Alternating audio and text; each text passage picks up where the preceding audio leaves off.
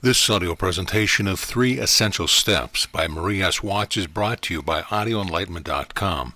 Copyright 2015, all rights reserved. To the reader, this book, 3 Essential Steps, is one of the most important and powerful messages of the ultimate. Its importance lies in the fact that it reveals the omnipresence, the universality, and the eternality of all existence.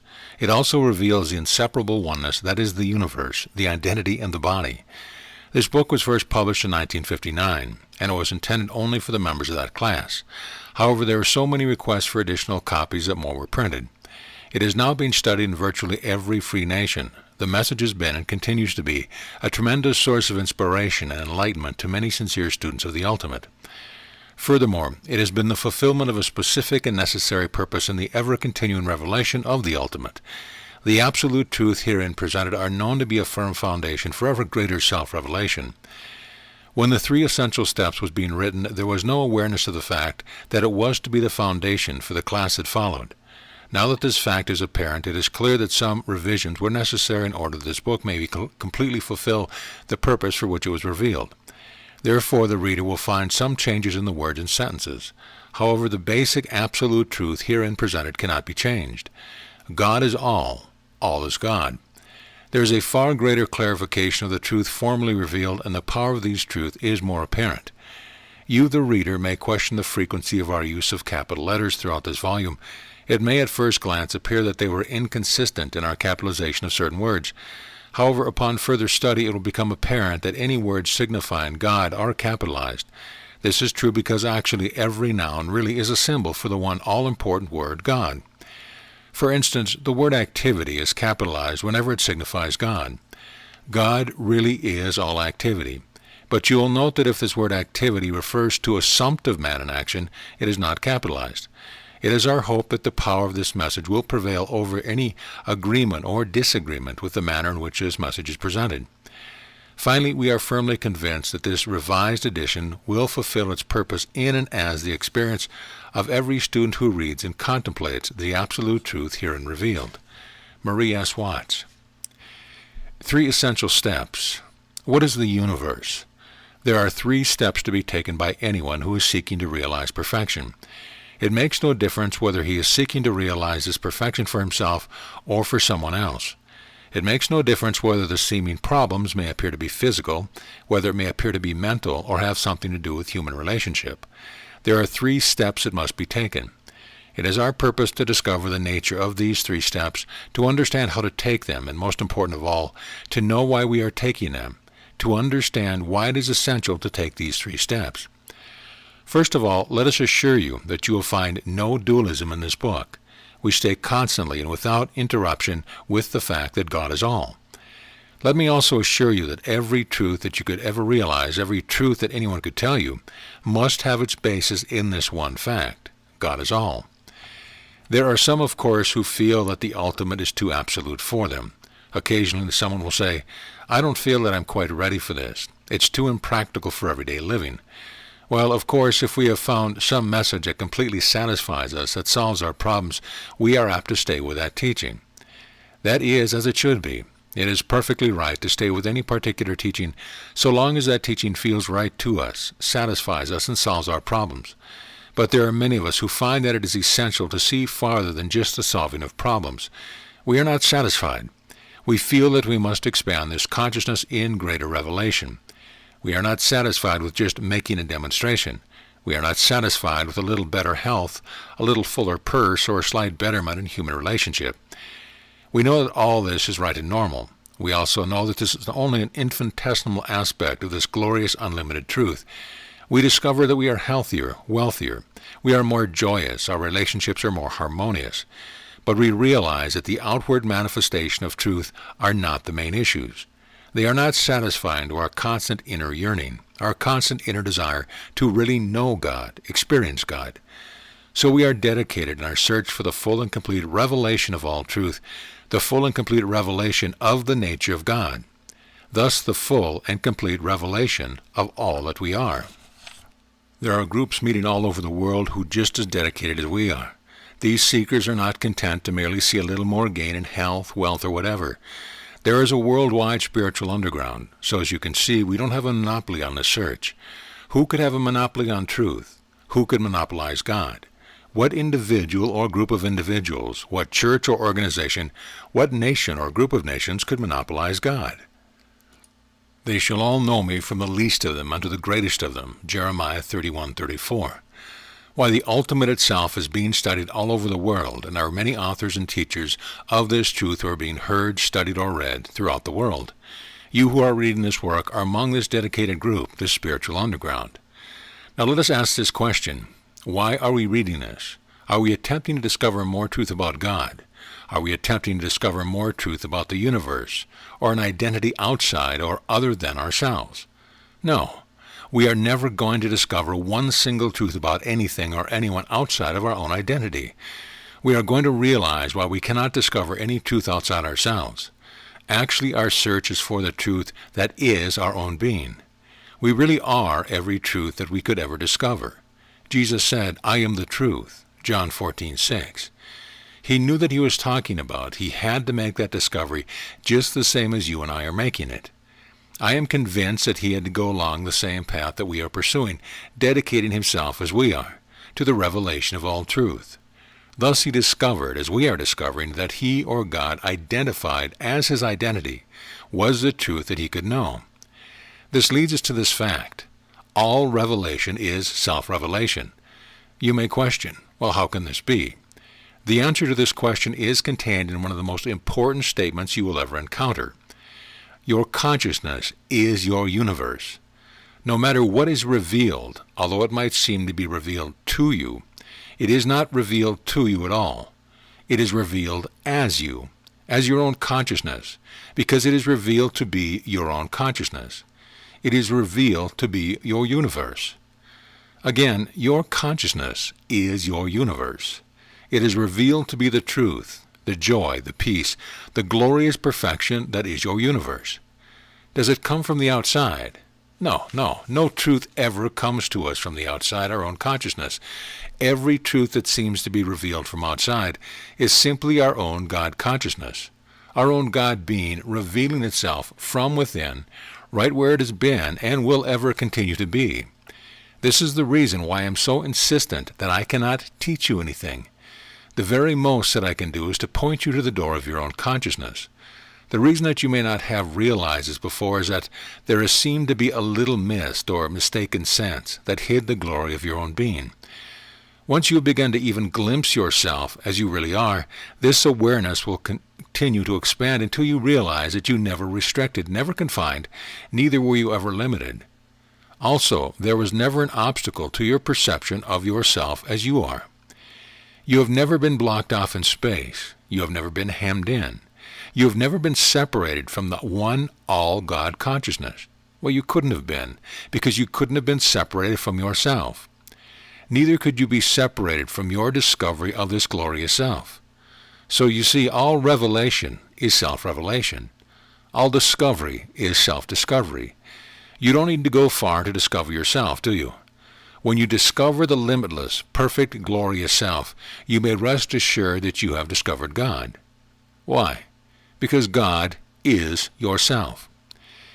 You may feel that you are searching for God as though it were some power or presence outside your own being.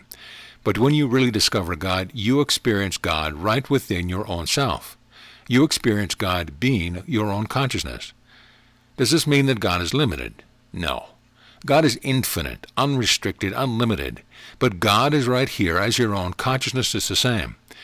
Furthermore, God is just as much God, equally God, right here as you, as he is God throughout the universe. God is the universe, so God is equally expressed throughout itself as all that exists in the universe. There is no more of God as one than as another. There is no more of God identified as one than as another. Again, all revelation is self-revelation. When we have discovered the self, we have discovered God. The more we are aware of our genuine and only self, the more we are aware that God is the self. Of course, we are not talking about the little misidentification called a person, but in the discovery that God is the only self, we also realize that God is all that exists as the identity of anyone or anything. No matter what name tag you may have attached to the little false sense of self, each identity has but one name. I am. I am the Lord, and there is none else. Isaiah 45:5. At the start of this session, we spoke of the three essential steps in the realization of perfection. The first step in this realization is the revelation of the nature of the universe itself, the perfect nature of the perfect universe. The nature of the perfect universe is not the nature of an ebbing and flowing perfection. It is not a perfection that is here today and gone tomorrow. It is not a perfection that is present this week and absent next week or next year.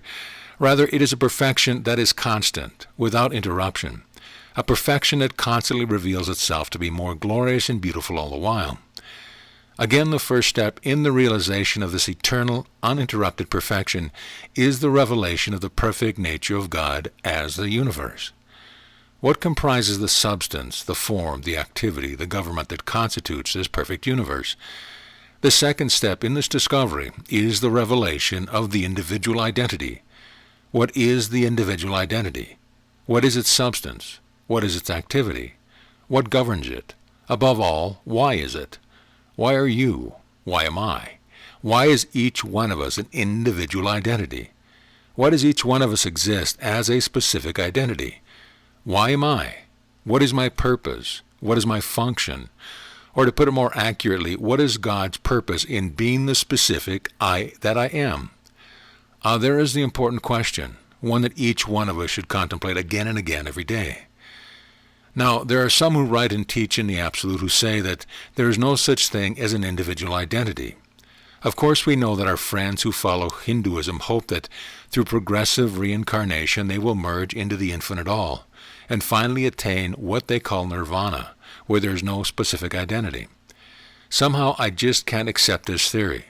I am sure that each individual exists and exists eternally as that specific identity. But again, the more important question is, why am I a specific identity? The answer to this important question will be presented in the next session. Let us now state briefly the three essential steps in the discovery of the perfect eternal self.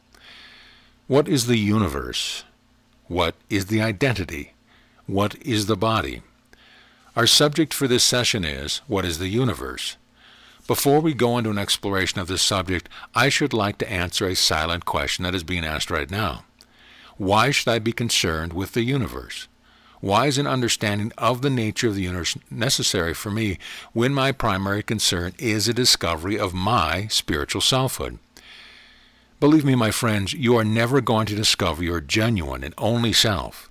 You are never going to know the genuine and only nature of the self until you perceive the genuine and only nature of the universe. Why? Because God comprises the universe. God comprises you. It is the same God identified as you, as your entire life, mind, being, and body, that is identified as the infinite all, which is the universe. You will remember this quotation, "The heavens declare the glory of God," Psalm 19:1. This is the truth. The very heavens consist of God identifying itself. When you know, really know, the nature of the substance, form, and activity that comprise the universe, you will really know the nature of the substance, form, and activity that comprises all there is of you. Now let us return to our subject for this session. What is the universe? Someone will say, why, that is easy. God is the universe. This is so. There could be no greater truth than this. God is the universe. But it isn't enough to just make this statement. I know I have said it, and it wasn't enough. I have heard others say it, and it wasn't enough. So why wasn't it enough? Because we are speaking the words without knowledge. It isn't enough to say that God is the universe unless you know what God is as the universe. It isn't enough to just say God is the universe unless you know the nature of God, unless you know the substance that is God, unless you know the activity that is God, unless you know what God is as the substance, form, and activity, that there all are and comprise this universe.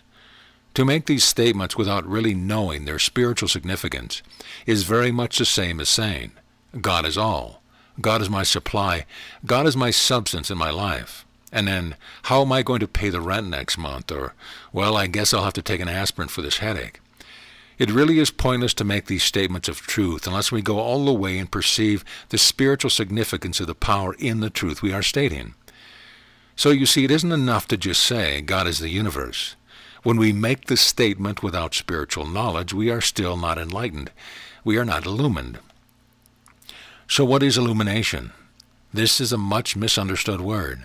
Frequently this word is spoken of as though to be illumined were quite a mysterious, unnatural experience. Nothing could be farther from the truth.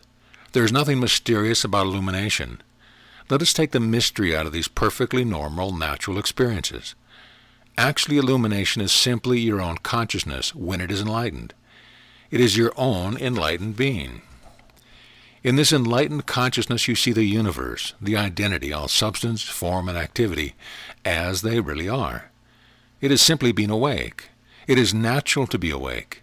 In this thoroughly wide-awake experience, the seeming dream is obliterated. The dream stuff, the dream forms, the mirage that appears to matter simply are non-existent.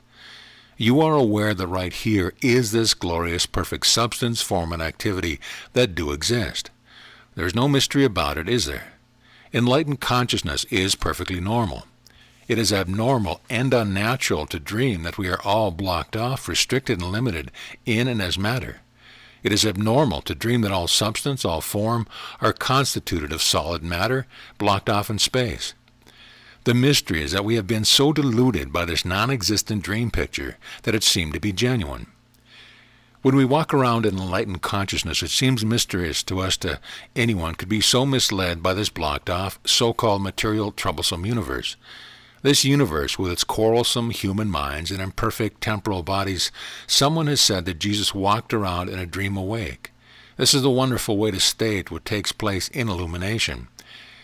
Now let us return to the question, why is it important that we know the nature of the universe? Well, you might also ask, how is this going to heal my body or increase my supply? How is it going to bring love, harmony, and completeness into my human relationship and experience?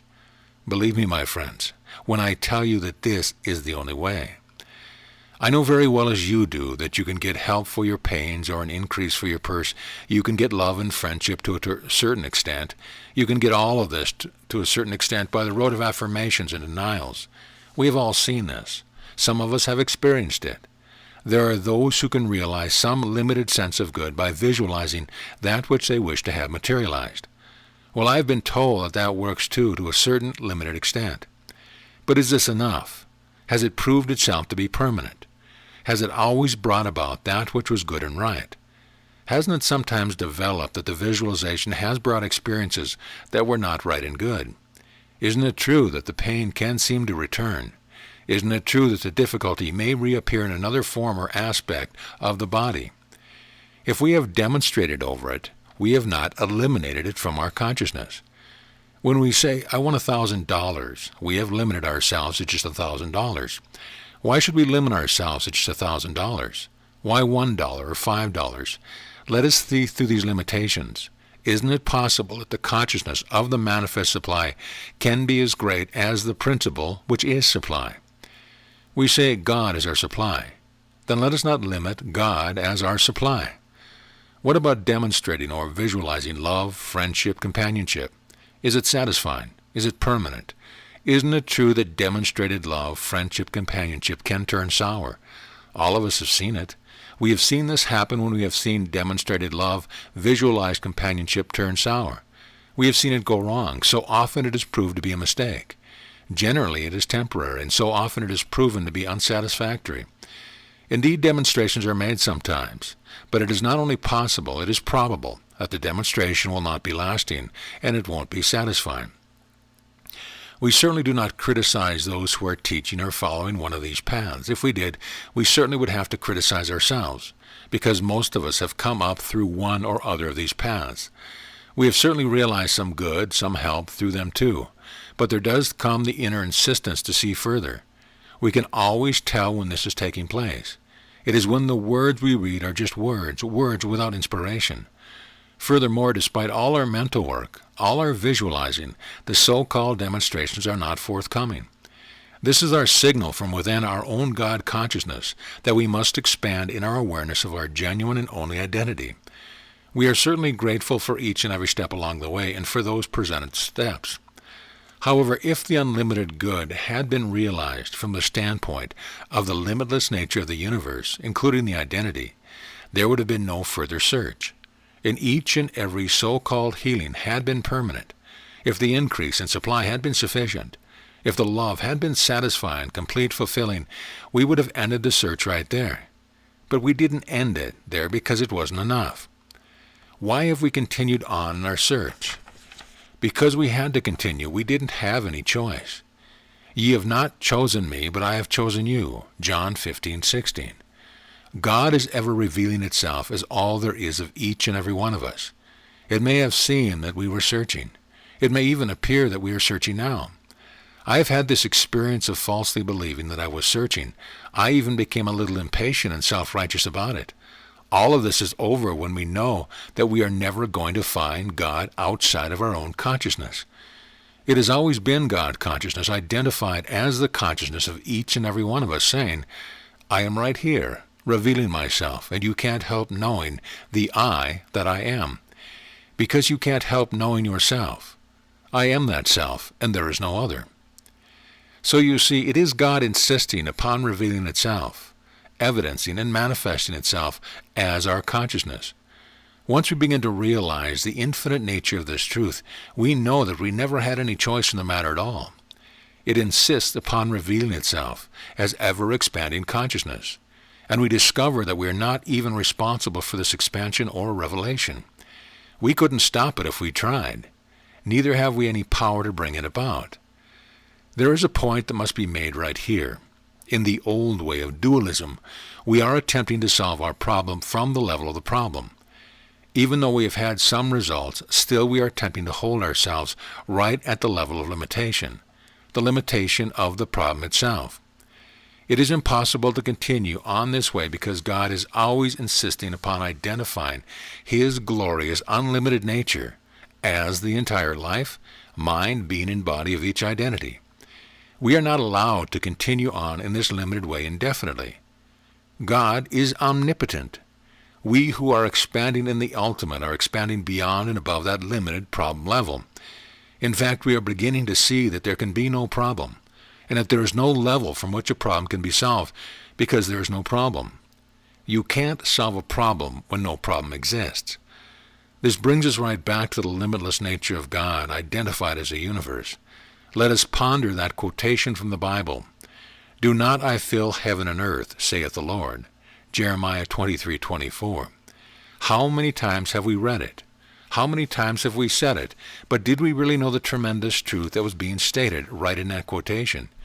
Indeed, God does fill heaven and earth. God is the heaven and the earth. God is the only substance.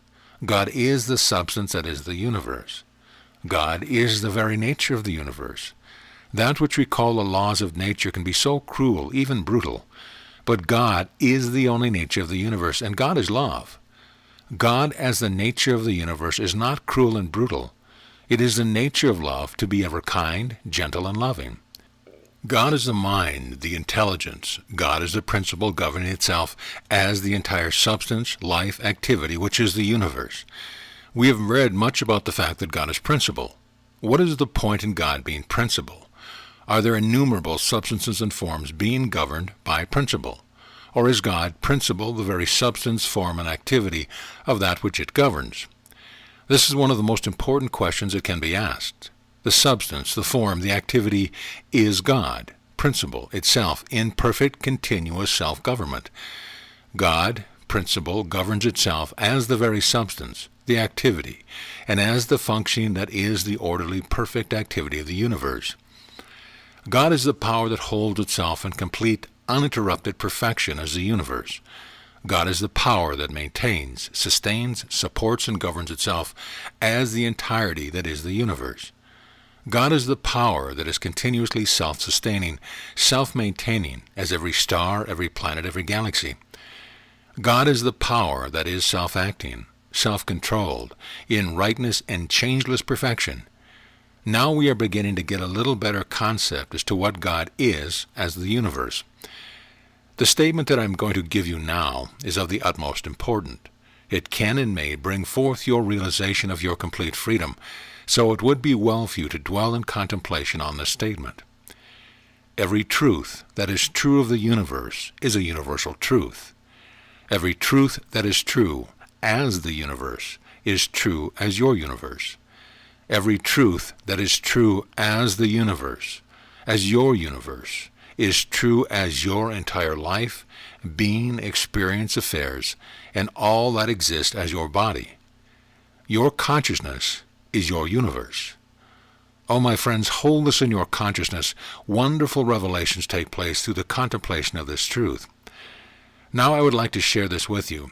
Just recently I have realized that I have experienced more revelations of truth through the contemplation of the heavens than I have realized through the reading of literally hundreds of books on the various religions, the metaphysical and mystical writings.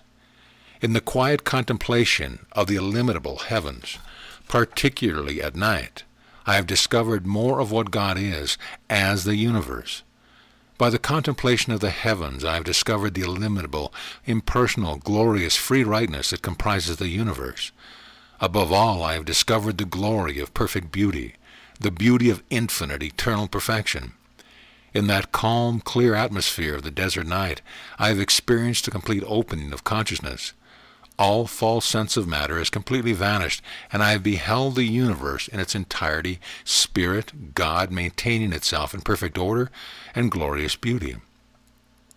Furthermore, I have known that the heavens and I were composed of the very same essence, the same substance, the same activity, and it was all God, good. Now I realize that my reading helped to prepare me for this revelation, but it was only the preparation. The revelation had to come from within my own consciousness. This, my loved ones, is where your revelation takes place, within your own consciousness, for that is where all truth is, eternally. Why should this contemplation of the heavens reveal so much more of the truth than I'd ever found in books, even including the Bible? Everything that is good, real, true, and genuine is evidenced right here in the heavens, as the heavens. All harmony, eternality, the infinite, changeless perfection which is God, are manifested right here in the sky. You will remember the quotation, "The heavens declare the glory of God," Psalm 19:1. The heavens declare, manifest, evidence His glory. Indeed they do. The universe is God, glorifying itself. The stars, the planets, the galaxies, unlimited the time or space, unrestricted by personalities, are evidence that God is. These very heavens are God, declaring its own glorious being to be all existence. I never give advice. That is a luxury I do not indulge. But if I could advise anyone, I would say something like this. If the limited world of appearance seems to be oppressive, if you seem limited, restricted, discouraged, or depressed, discover your particular sanctuary. Discover your particular secret place. You may not need to go to the desert, the ocean, or the mountains. This is just my particular way. After all, you will discover your secret place to be within your consciousness. But if you can and would like the inspiration of the uncluttered, impersonal, quiet skies, by all means go to the desert, the ocean, the mountains. Go to that environment that is most inspiring to you. In the quiet peace of the night, focus your attention on the calm, beautiful sky. Let the silence penetrate, permeate, until it reigns supreme. Literally lose yourself, this little spurious sense of self, in the greatness, the grandeur of the limitless infinitude of the heavens. Presently you will realize that you are conscious of experiencing a calm, beautiful joy. You never know silence until it is a joyous silence. This I have discovered. Formerly I believed that I knew silence when I just was quiet, meditating, or concentrating. But I discovered that the very effort to concentrate, the activity of meditation, interfered with the realization of complete silence. Silence, complete silence, is realized when the consciousness is full open. Thus there is no thinking or meditating going on at all. This does not mean that the silence isn't active. Quite the contrary. What it does mean is this. The little so-called thinking mind is not trying to be active, to think or meditate. The activity is all going on without effort, within your own consciousness.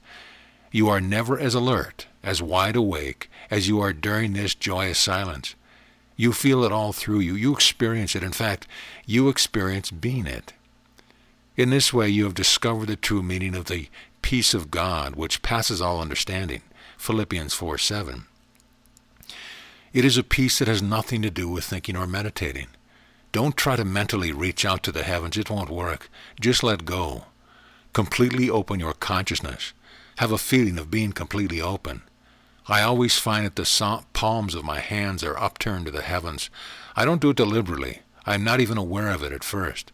But somehow I must feel more completely open with the palms open to the infinite. Presently all sense of weight, all solidity is obliterated. There is that glorious awareness that I am comprised of the very same essence, that is the universe itself. One never tries to propel himself into the heavens. You just feel the heavens are you, and you are the heavens. All that false sense of a little person, a little I, just melts away. All the feeling of being bound, restricted, blocked off disappears. All limitations evaporate in this glorious experience. You no longer feel that you are a temporary mortal with a limited life expectancy. You are fully aware that you are eternal, unlimited by time or space. In other words, you are aware of your eternal, unrestricted, unlimited God identity. It is in this awareness that the hidden splendor that you are is revealed. What is hidden in this glorious splendor? The little egotistical, proud nothing that tries to call itself a person, that tries to do something of itself, be something of itself, to possess or to have something of itself. That is what seems to have hidden the splendor that you are. But God cannot be hidden. The splendor, the glorious, free you are that you are, will reveal itself in every expanding, joyous experience. You are the substance that is the universe. You are the mind, the intelligence, that is intelligently functioning as the activity of this universe. Oh, my friends, you are going to discover that you are more than one with the universe, the stars, the planets, and the galaxies. You really are just what God is, and God is the universe. Often we hear someone say, well, I know that I am one with God. I live by God's grace.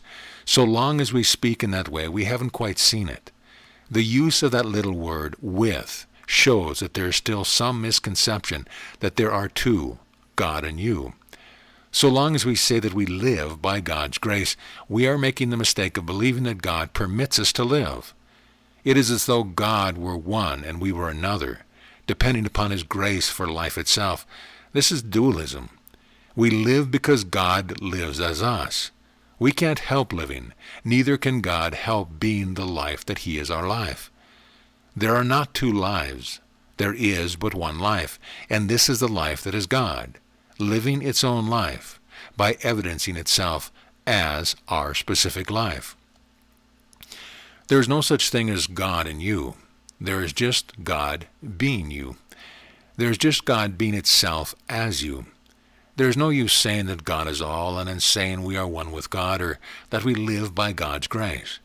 Either you have no existence at all, you are not conscious, not alive, or God, the one and only life, is living its life as your life.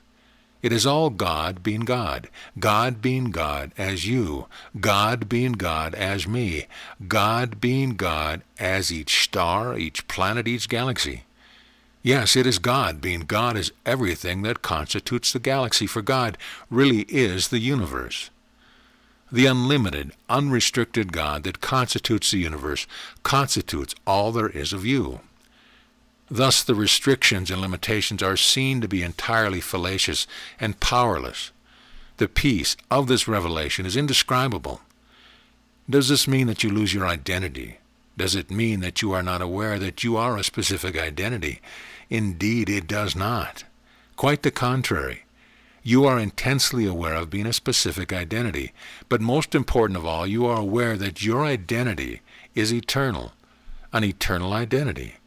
You realize that you never began to be the identity that you are, and you can never stop being the identity that you are. Neither is any human mother or father responsible for the fact that you are the identity that you are. You can't help being the identity you are, because you are God's eternally identified as your identity. You are not even responsible for yourself. God is responsible for being itself as you. God is responsible for being its perfection as your perfection. God is responsible for being its life, identified as your life. It is necessary that you be alive. It is essential that you live. God would not be living his own life completely and fully if you were not alive. Your life is essential to the entirety, the completeness that is God, life. Of course, we know that God has no gender. The words he or his are simply used because they are generally used to designate God. But God is God, neither masculine nor feminine. How could you be any other identity than the specific identity that you are? Who could you be unless you were you? Who could you be unless you were God identified as a specific identity that you are? You are aware that you are you and no one else. Thus you are aware of being your own specific identity. This awareness is actually God aware of being you. God is eternally conscious of being the identity that you are. So you are eternally conscious of being the identity that you are, a specific identity without beginning, change, or ending. It is of the utmost importance to realize that the infinity, that is God, is the infinity that constitutes the universe. It is essential to perceive God to be the boundless, immeasurable, unrestricted, timeless, unlimited, spaceless, all that is the universe. It is in this revelation that we realize our own freedom from limitation and restriction. This perception includes the eternality as well as the immutable nature of the universe. We perceive God to be its eternal, beginningless, changeless, endless, entirety of the entirety that is this universe. And here is no solidity, no material measurement. This universe is calm, peaceful, orderly, balanced, joyous, and free. This universe is the kingdom of heaven. All that is true as this universe is true as you. You are in the kingdom of heaven right now, and the kingdom of heaven is in you. Of course it is. You are your own heaven. We are always hearing about the end of the world, but we never hear anything about the end of the universe. There will never be an ending for this planet or for this universe. This planet is included in the allness that is the universe. The universe is God without beginning, change, or ending. This planet is essential to the completeness that is God as the universe. Even some of the physicists are now beginning to say that the universe may never end. Thus it could never have had a beginning. In our enlightened consciousness we have already perceived this to be true. But our enlightened consciousness perceives more than this. We are aware that the universe is eternally perfect. It is in this awareness that we are aware of our changeless, perfect nature. It is in this realization that we find freedom. There are no restrictions, no limitation. There is no bondage. Freedom is the answer. Freedom we realize. It is wonderful to know that we have composed of the very essence that comprises the universe. As we contemplate this glorious truth, we find that we are increasingly aware of the harmony, peace, and order that is evident in the perfect functioning of the stars and planets. Can you imagine a disagreement, a strain, a quarrel between the stars? This is ridiculous, of course. But as you perceive yourself to be the same essence and activity that comprise the universe, you can readily see how impossible it is for you to experience pain or struggle. The mind, that is the universe, knows no disturbance. It is not a mind that frets or quarrels. It knows no fears and nothing to fear. It is calm, peaceful, beautiful being. Perhaps one of our greatest needs right now is the calm and peace of this realization. Why? Because this dream nightmare, calling itself the world, seems to be so troubled, it seems to be so fearful. There seems to be such a struggle for power, for wealth. On every side we have an appearance of mental elbowing, so much quarreling, dishonesty, and injustice. So it is vitally important that we realize our oneness with and as this calm, peaceful, joyous universe. I firmly believe that this is why the truth that God is the universe is being revealed right now. Now our consciousness is expanding beyond a little personal sense of self. You see, dear one, this has to take place in and as individual consciousness. This little limited personal sense of self is always selfish. It may seem to be unselfish, but really it isn't. It doesn't have the power to be unselfish. It doesn't even know how to be unselfish. In fact, it doesn't know anything. In the discovery of the genuine and only self, the little mistaken sense of self is dissolved. In this perception, God, the infinite all, reveals itself to be the entire essence and activity that is your universe. Our consciousness is expanding beyond the little personal sense of self, beyond the limited worried sense of doing something, having something, being something of itself. We are beginning to realize that we are not even responsible for ourselves as someone separate and apart from our one infinite all God. Neither are we responsible for any other identity.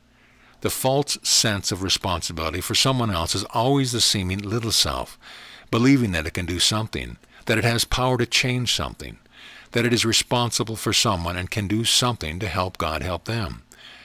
Actually, you are not even responsible for your own self. God is responsible for himself as the universe. God is responsible for himself as everything that is in the universe. God is responsible for himself as you. The eternal I that is identified as your identity knows no false sense of responsibility. It knows no one in need of help. How can God know a need for help when he knows his perfection to be all that has existence? God knows only its own completeness, its own perfection. God knows itself to be its supply. In fact, God knows nothing of a need. How can God, who is all, know a need or anyone in need? You can only know that which God knows. With what mind could you really know a need? What is this falsity called a need? Let us go back of it and see what it means. No matter what the seeming need may appear to be, whether a need for supplies money, a need for health, strength, or a need for calm and peace, it signifies only one thing. It is the very presence of the supply announcing itself. That which seems to be the need is only an indication that God, the supply, is already present.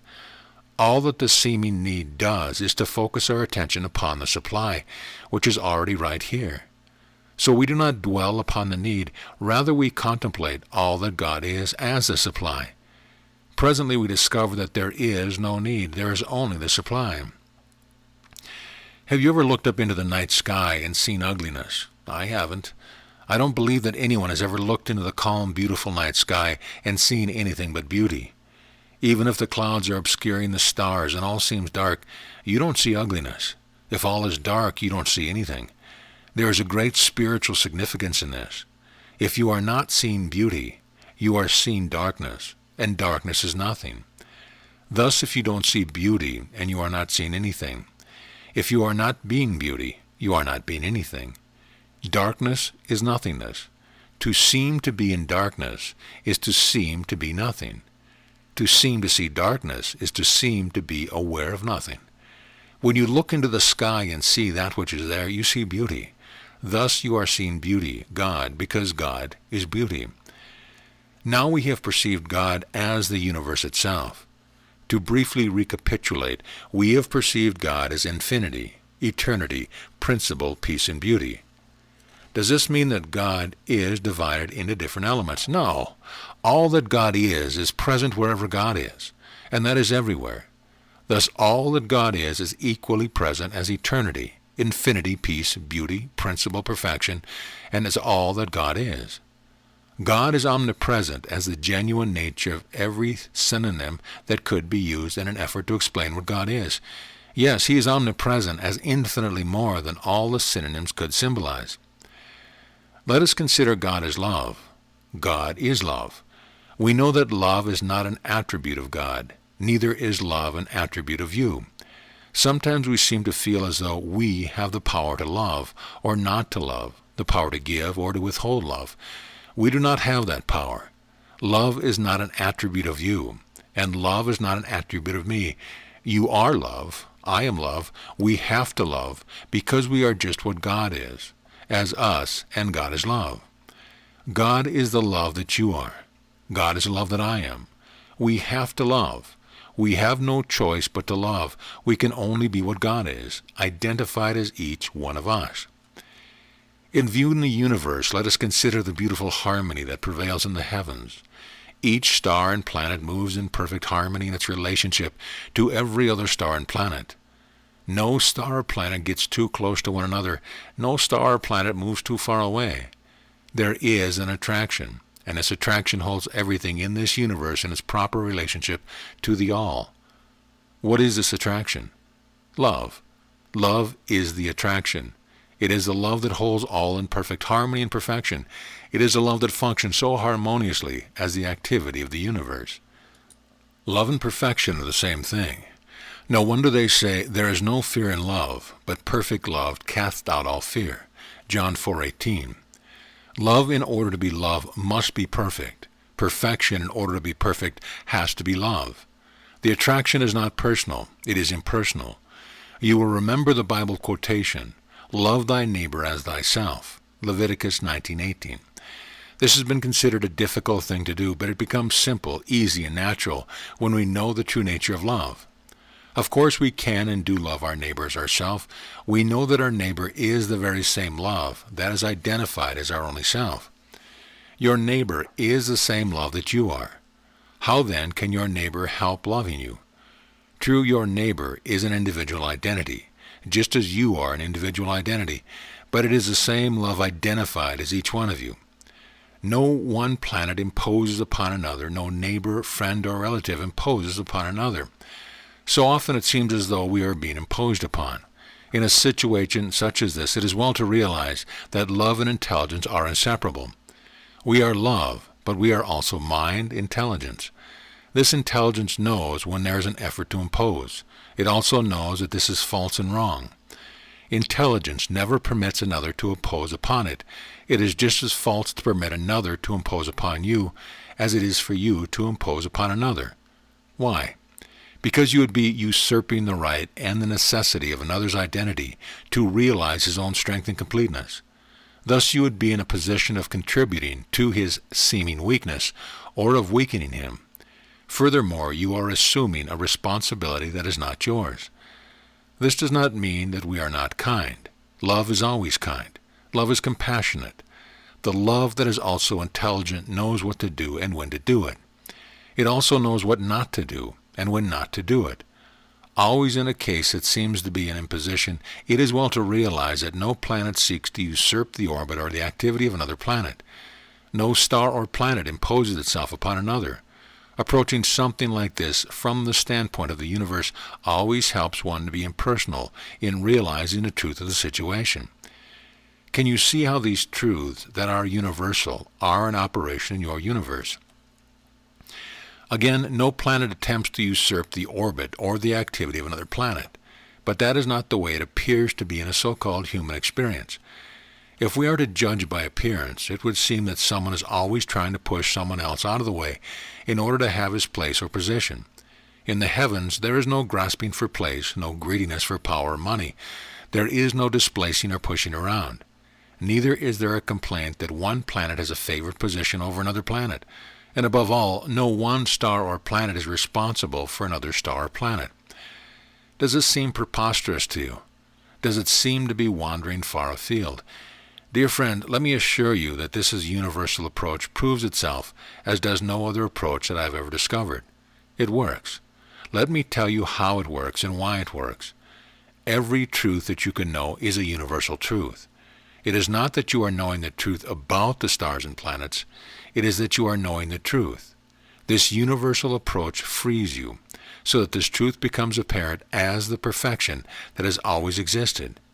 You are conscious of the limitless power, order, and perfection that is continuously functioning in and as the universe.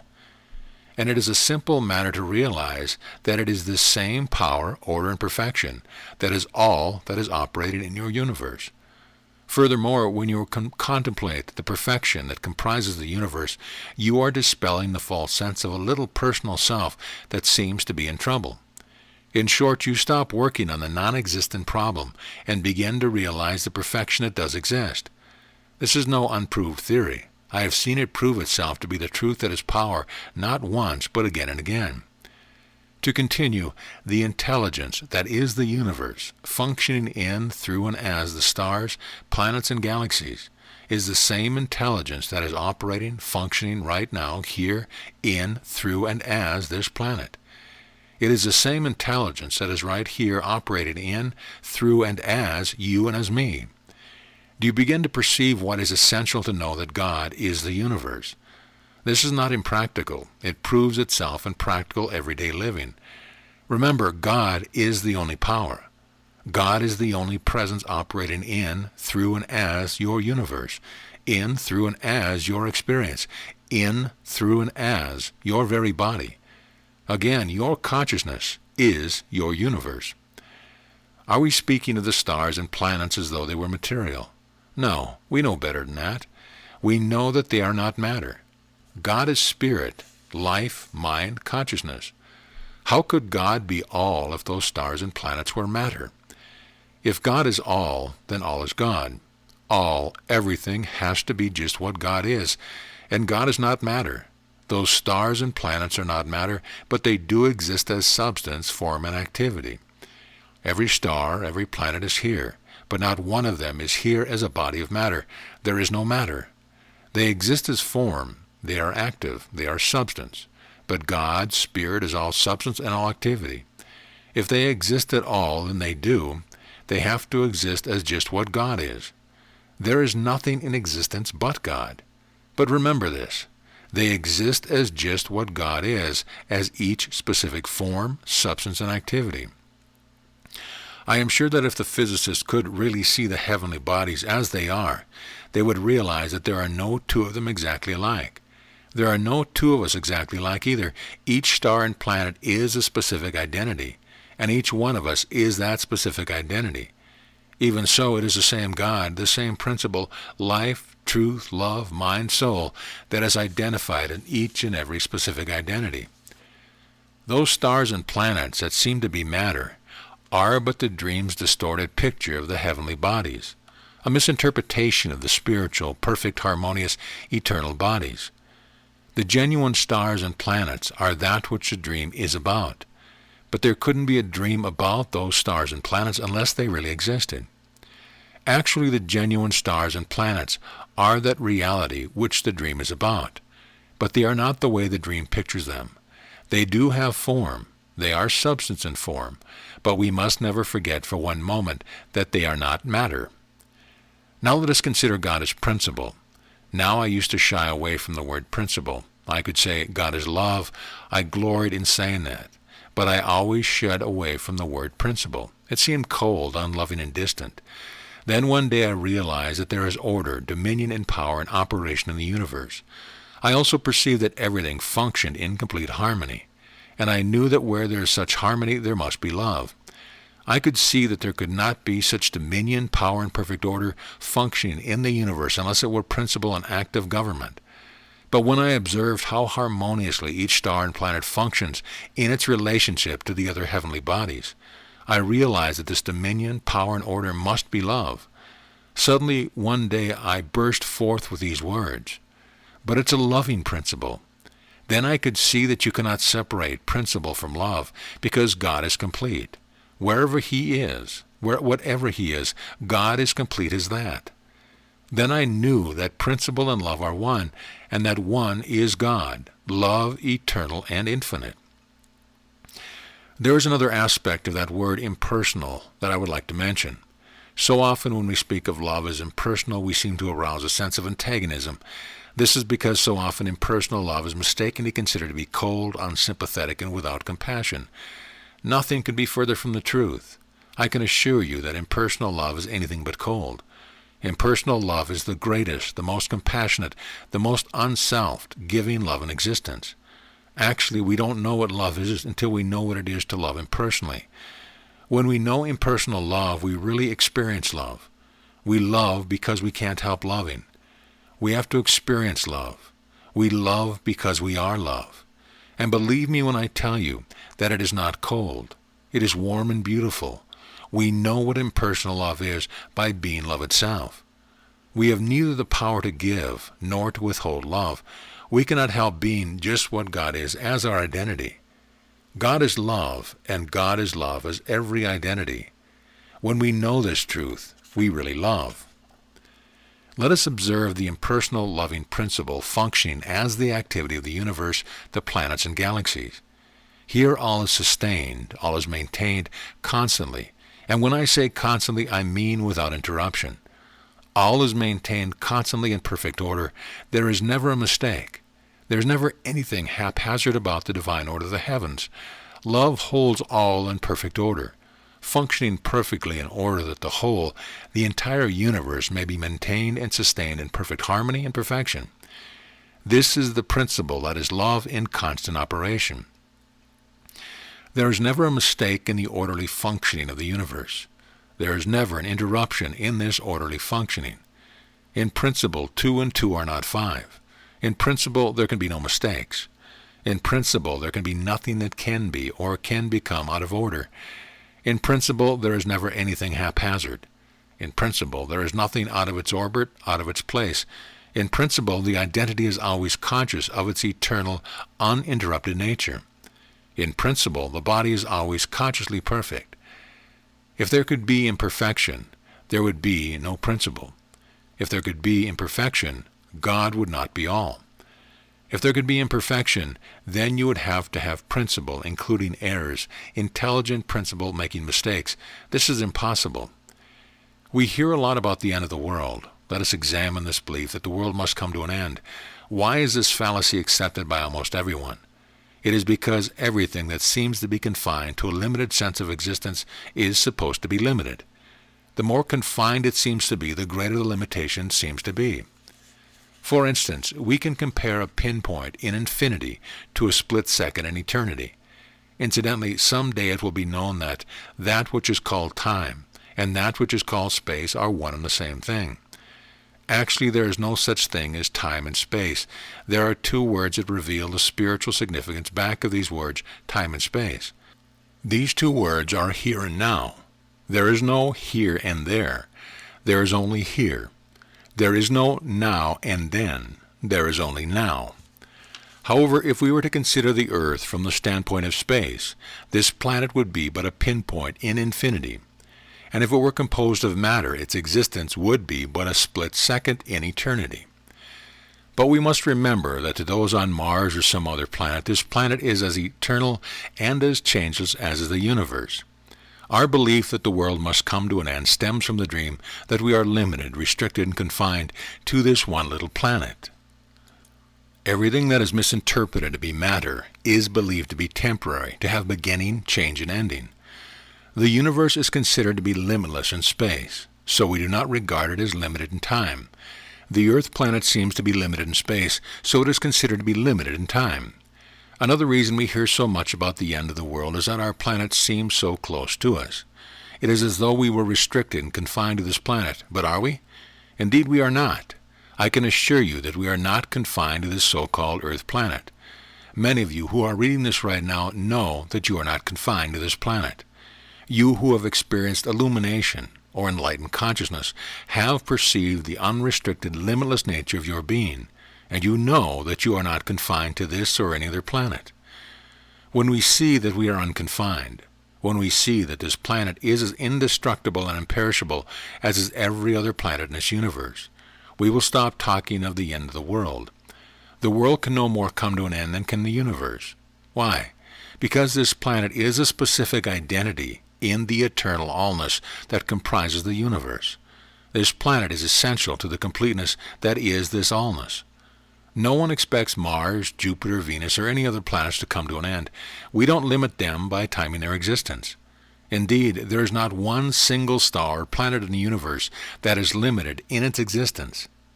God is the universe, and God is eternal and infinite. God is the universe, and God is eternally and infinitely complete. That is why the world, including you and I, cannot come to an end. That is why the universe, with all its stars, planets, and galaxies, cannot come to an end. Every truth that is true of the universe is true of you. Every truth that is true of the planet is true of you. Why? Because every truth that is true as you. Remember the statement of Jesus, "I am the truth." He knew what he was talking about. Now we have arrived at some very important questions. Does this planet exist of itself? Does any star or planet exist of itself? Is any star or planet responsible of itself for its own existence? Can any star or planet act of its own volition? Can it refuse to act? Can it slow itself? Can it move itself out of position, out of its own orbit? Can any star or planet do anything of itself? Can any star or planet be anything of itself? Can it govern or control itself, separate itself, become separate from the one all omnipotent all? The answers to all these questions will reveal themselves to be in the negative. The important point for you to remember is that every truth that is true of the stars and planets is true of you. The entire substance, form, and activity of each and every star and planet is the one all omnipotent principle. This principle is also mind, consciousness, life, love, perfection, beauty, performing its function, fulfilling its purpose by being that specific star and that specific planet.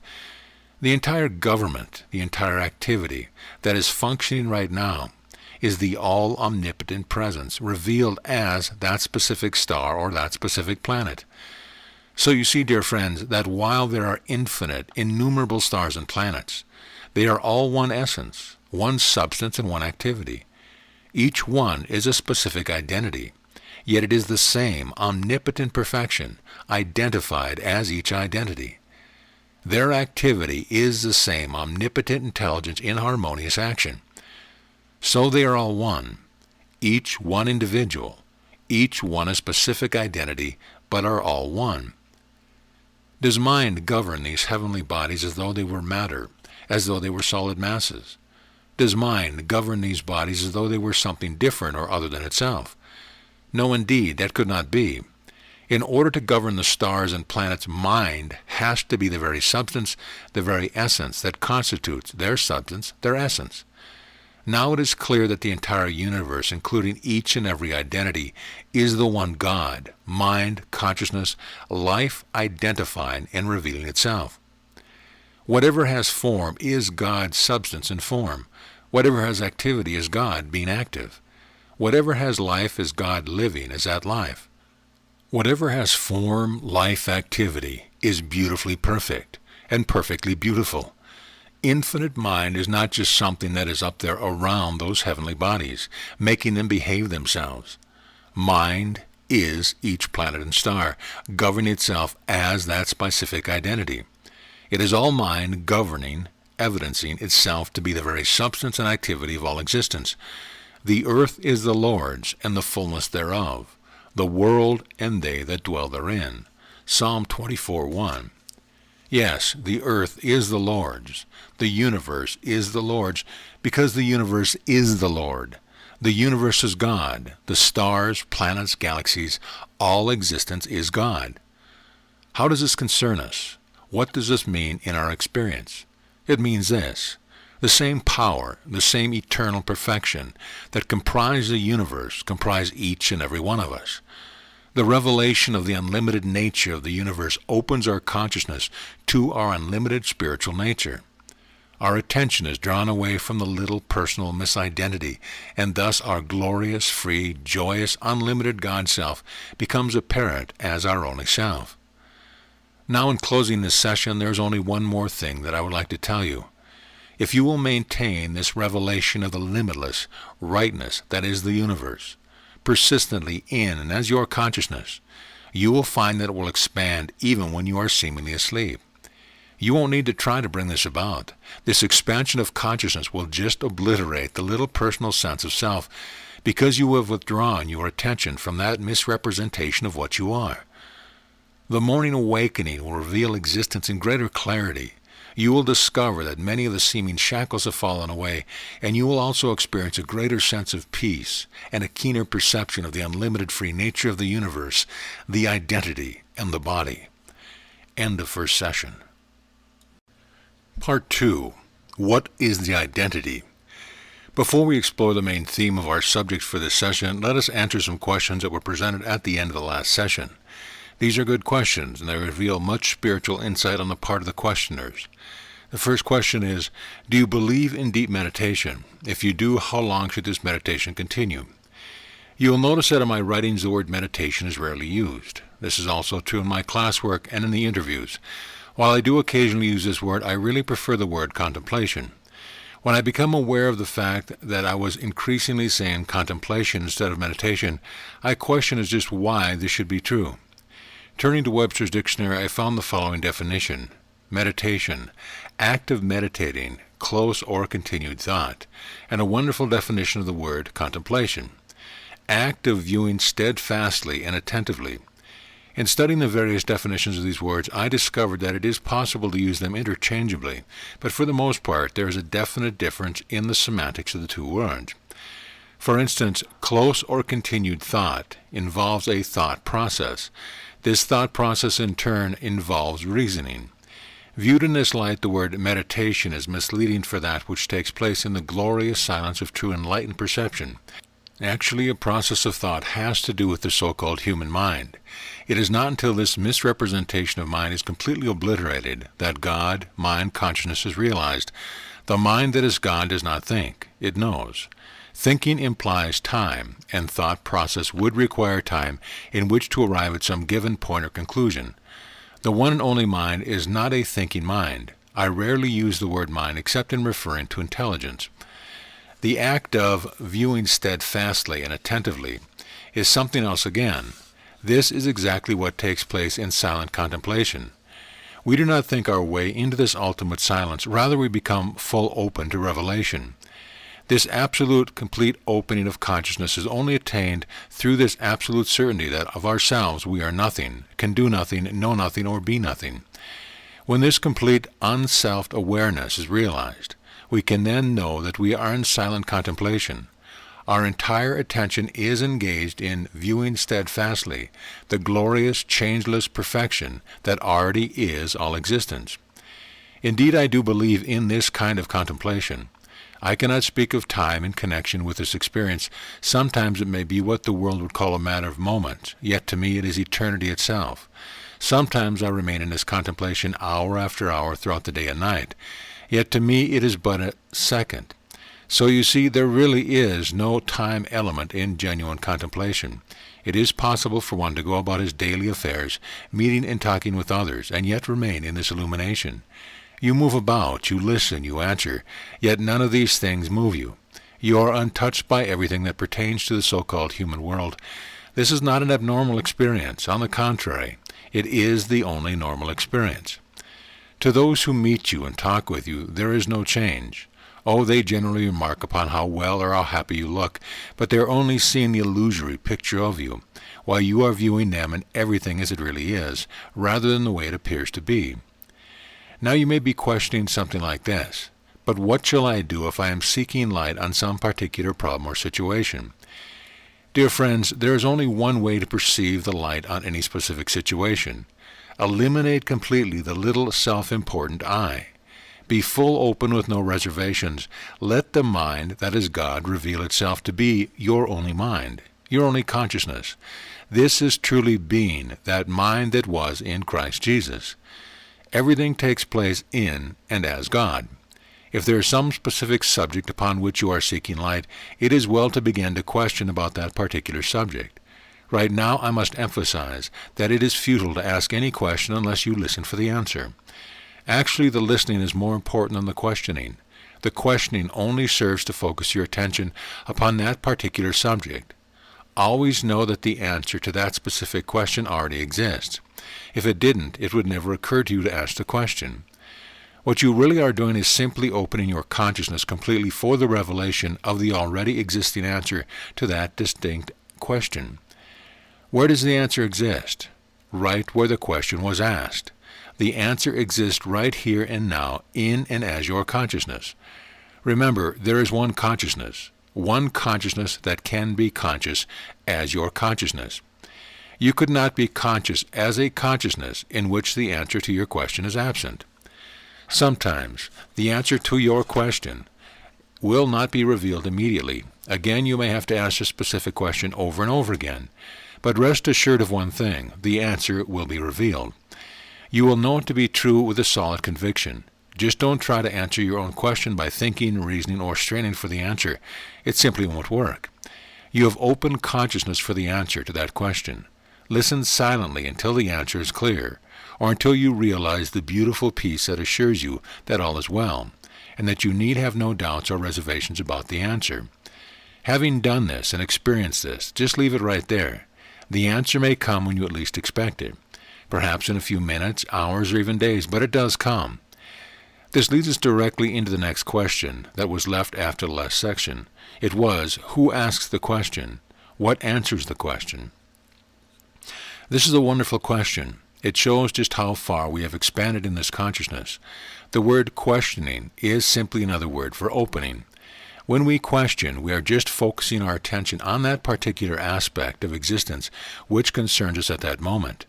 This is only importance of the question. The focusing of our attention reveals the answer that is already present in our own consciousness. Why do we ask a specific question? Because the answer to that specific question is insisting upon revealing itself right then. Remember, if the answer were not already an eternally established fact, the question would never have been asked. For instance, if it were not already an eternally established fact that 2 plus 2 equals 4, no little school child would ever ask the question of what 2 plus 2 equals. So we must always remain aware that the answer already exists in our own consciousness. We use the word question because we have to have words. Even so, we realize that all that is taking place is that the answer is already announcing its presence. We never ask a question of a God outside of, or other than, our own self. Listening for the answer is the opening of consciousness in order that the answer may reveal itself. No one would ever be impelled to ask a question unless he knew the answer to the question was already included in his own consciousness. You know, we have had this thing all turned around. It has seemed that the question came first and was necessary before the answer was realized. Actually, the answer is first, last, and always. And the question only occurs because the answer is, and is as omnipresent as is God itself. Of course, you know that no answer is ever revealed from a God outside your own being. When I first began to ask questions, it seemed to me that I was asking the question of God as though he were something outside myself. Presently, I became aware that the answers were not coming from outside myself at all. I came to realize that the answers were presenting themselves from within my own consciousness, even to the point that when the answers would be audible, it would be my voice. Yet I had no awareness of having spoken. It was not the voice of Marie Watts, yet I would know that it was the I that I am speaking. This completes the answers to your question. Now let us turn to the revelation of this session. As stated before, there are 3 steps that we must take in the realization of omnipresent perfection. It makes no difference whether it is our own perfection we are seeking to perceive or the perfection of one who has asked for help. These 3 steps are necessary. Actually, it is not a matter of taking progressive steps at all, but rather a matter of expanding revelation. But this expanding revelation must reveal the nature of the universe, the nature of the identity, and the nature of the body. Why? Because they are all one, as you will discover during this class. The subject of the first session was, what is the nature of the universe? Now let us ask another question. Why is the universe? Why do stars, planets, galaxies exist? The answer is simple. God must express itself. An unexpressed God is inconceivable. God must express himself. There is no such thing as an unexpressed God. There is no such thing as an unidentified God. God is not a purposeless God. Really, it wouldn't be intelligent for God to be a purposeless God. Each one of us has a purpose in being. If we glimpse this but dimly, we will see that God must have a purpose in being and must eternally and infinitely fulfill that purpose. God does fulfill his purpose in being by the expression of himself. There can be no such thing as God failing to fulfill his purpose in being. The stars, the planets, the galaxies are evidence of the fact that God is. God's evidence of himself is manifested as the substance, the form, and the orderly, intelligent activity of the heavenly bodies and the universe. The heavens declare the glory of God, Psalm 19:20. This is a wonderful and glorious truth to realize. All that exists is God, evidencing himself as the infinite all.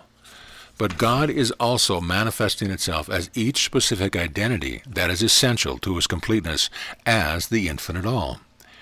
What evidence that God exists would there be if there were no such thing as substance, form, and activity?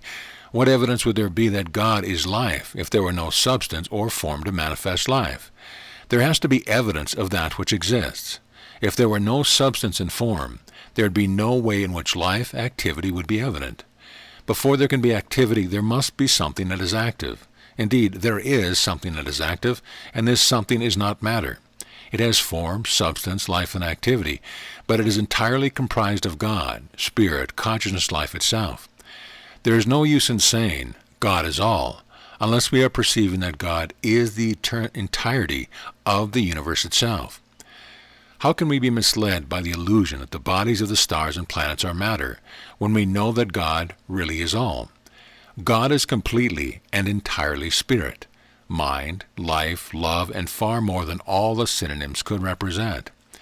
Indeed, there is form, there is substance in form, but the form is not material.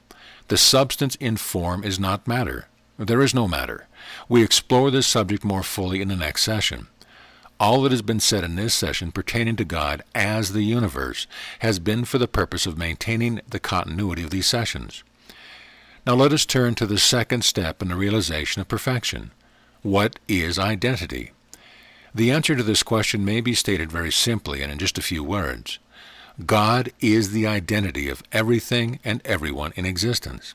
It is as simple as that. Yet it somehow isn't enough to just say this and stop there. It is too simple. Yet it is the ultimate truth, but it isn't specific enough. That it is the seeming difficulty most students of the Absolute are having in the realization of perfection. It is true that God is all, but this isn't going to help you much if you seem to have some specific problem and you don't know what God is as the answer to that specific problem. Why must we be specific? Because each one of us is a specific identity. Each identity, no matter what may be the specific nature of that identity, is a distinct identity and no other. Each star, each planet, each leaf, and each blade of grass is that specific identity. This is the reason we should be specific in the truth we see and know. The truth is identified as each specific identity and should be perceived as that specific identity. This specific scene, however, does not mean that God, truth, is divided or separated in its expression of its allness. God, infinite consciousness, is eternally one and inseparable. Yet this same God is eternally identified as an infinite variety of specific identities. It doesn't help very much to say God is a specific identity unless we know what God is.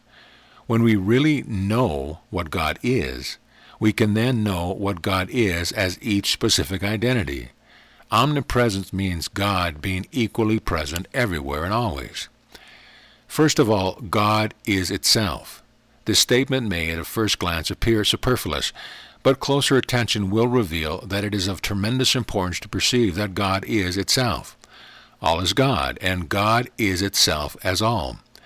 So it is of the greatest importance to realize that God is itself, no matter what is revealed as a specific nature of that identity. No matter what the specific identity may be named or misnamed, it still is God being itself as that distinct identity. You will remember that in the first session we spoke of the unbounded revelation through the contemplation of the heavens. You will also remember that we at least caught a glimpse of God as the universe, unrestricted, spaceless, timeless nature of the universe. God identified must be all that God is, identified. So it is that God, identifying itself as the specific identity that you are, and the specific identity that I am, remains unlimited, unrestricted, spaceless, timeless, infinite, eternal, life, love, truth, mind, consciousness, in fact, all that God is. Isn't that wonderful? All that God is eternally and without interruption is identified as your specific identity. This means that all that God is constitutes all that you are. God does not identify itself in partials or in parts. There is no such thing as a little bit of God identified as one of us, a little bit of God as another, and a lot of God identified as someone more fortunate. All that God is identified wherever God expresses and identifies itself. And this means everywhere, without a vacuum, without an interruption. Do you see what this means? It means absolute freedom. It means that the identity that you are this very instant is unconfined, unlimited, unrestricted, free, and consciously perfect. You are not limited by the fallacy called time to a certain number of years of life. You are not limited to a certain degree of joy, of happiness. You are not limited to a degree of health, to a little bit of wealth, to a certain amount of success and fulfillment. You are not limited to a few dollars a week or a month. You are not limited to a certain degree of love. How can you be? You are complete health, abundance, love, and life itself identified. How can you be subject to these spurious limitations? You are not. All that God is identified as each one of you. You are just waking up. You are at the standpoint of discovering what you really are. You are just beginning to really feel and experience the complete joy, freedom, perfection that you eternally are. Oh, my friends, if you really see and feel this truth, you will find yourself experiencing more and more of the unrestricted, unlimited freedom and joy that you are right now seeing and feeling. Now, do you see the importance of contemplating the infinitude of the heavens?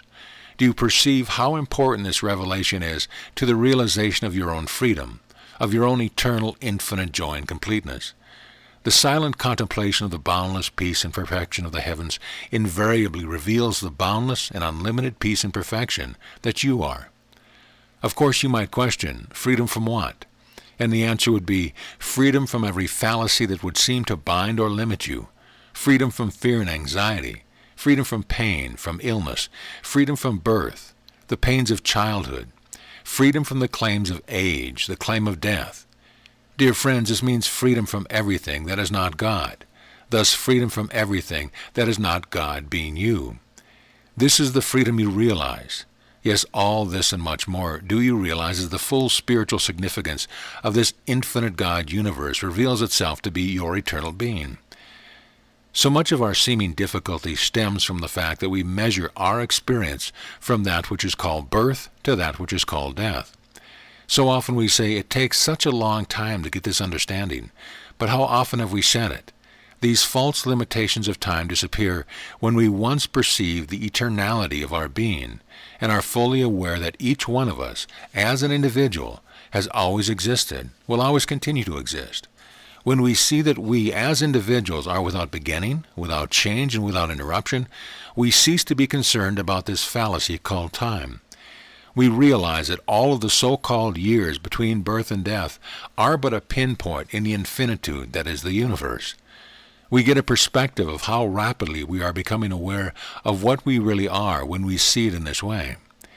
So when something seems to be troublesome, it is always well to remember the infinite eternal nature of our being. This is particularly true when some false claim seems to continue to present itself for what seems to be a long period of time. Always measure time of your seeming trouble in terms of your eternality. If you persist in this scene, you will realize that this so-called time of trouble is but a pinpoint in your eternal being, and soon you will discover that even the pinpoint is not genuine and has no existence. No revelation of the infinite all-existence would be complete unless God, expressed and identified as infinite eternal beauty, were realized. God is beauty. Without God, there would be no beauty. It is also true that without beauty, there would be no God. God can only identify itself as what God is. You are God identified. God is infinite eternal beauty. The beauty that is God is identified. So you are beauty. You exist as the beauty that is God. The fact that you exist as an identity at all means that you exist as beauty. Here we are going right back to the fundamental fact that all of God is identified as each identity. God is beauty, so he must be identified as beauty. In knowing that you are just what God is and nothing else, you are aware that you are beauty. Knowing also that your consciousness is your universe, can you be aware of any ugliness in your universe? Can there be an ugly situation in your environment? Can there be anything sordid or obnoxious in your universe? Your consciousness is your universe. Your consciousness is beauty, so all that exists as your universe is beautiful. Right now, someone is asking a question. Yes, I hear the question just as well as if it were audible. Your question is, but there are several identities in this room. Does this mean that each identity in this room is my consciousness? Well, indeed it does. We are inseparably one consciousness. But this does not mean that you, as an identity, can possibly displace another identity. Neither can you usurp the identity of another identity. Remember, we are not talking about dense, solid, or obstructive matter. There is no matter. We are speaking of consciousness.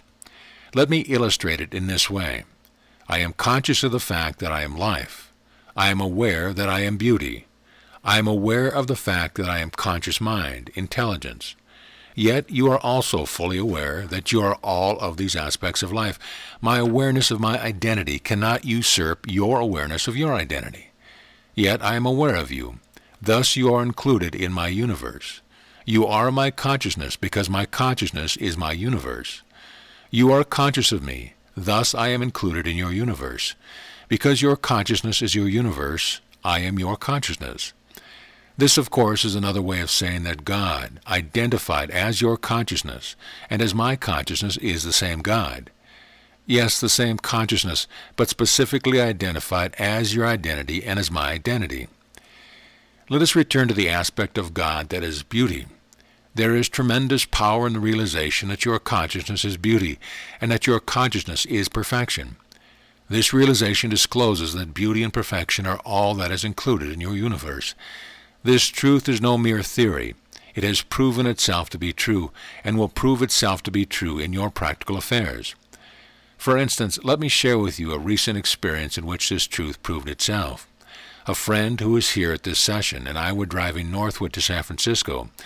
When we were a few miles south of Bakersfield, we were flagged to a stop by a highway patrolman who told us that we would have to detour.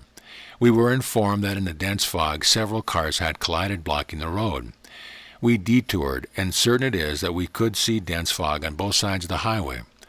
Mile after mile we drove, aware of this seemingly impenetrable fog at some distance away on either side of the road. But here is the important point. Not for one instant were we aware that any fog on the highway, right in the midst of that seeming fog, here was this beautiful road, like a ribbon, stretching out before us. All was perfectly clear as far as we could see in the distance. Even in the distance there was no sign of fog on the highway. It was a glorious experience. Now the question is, what did we see? What did we realize that was so powerful that even a dense blanket of fog could be seen through, and the perfectly beautiful highway be seen all through the experience? We saw that our consciousness is our universe. We knew that there was no fog in or as our consciousness. Thus there was no fog in the universe. That beautiful, clear highway was an essential aspect of our consciousness just then. So that perfectly clear highway was manifested right there where our consciousness was focused at the moment. I cannot stress enough the importance of realizing that God, beauty, perfection is your consciousness, and your consciousness is your universe. Beauty and perfection are one and the same thing. We hear of the beauty of perfection. How often we say, "Why, that is perfectly beautiful." Haven't you heard this statement? I have. It is really surprising how we use certain words together and thereby express a genuine spiritual truth. You see, the actuality, that which really exists, does shine through. Yes, it shows right through the so-called dream.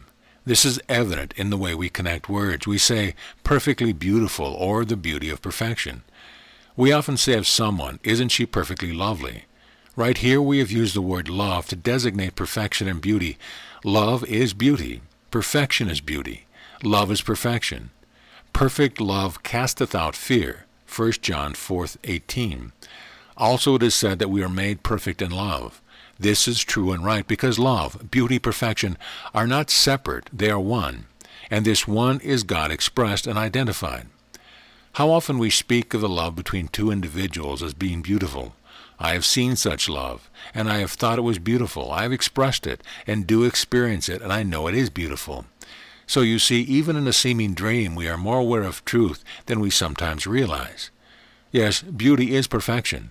Perfection is beauty. God as beauty, perfection, is identified as the beauty of perfection that is your identity.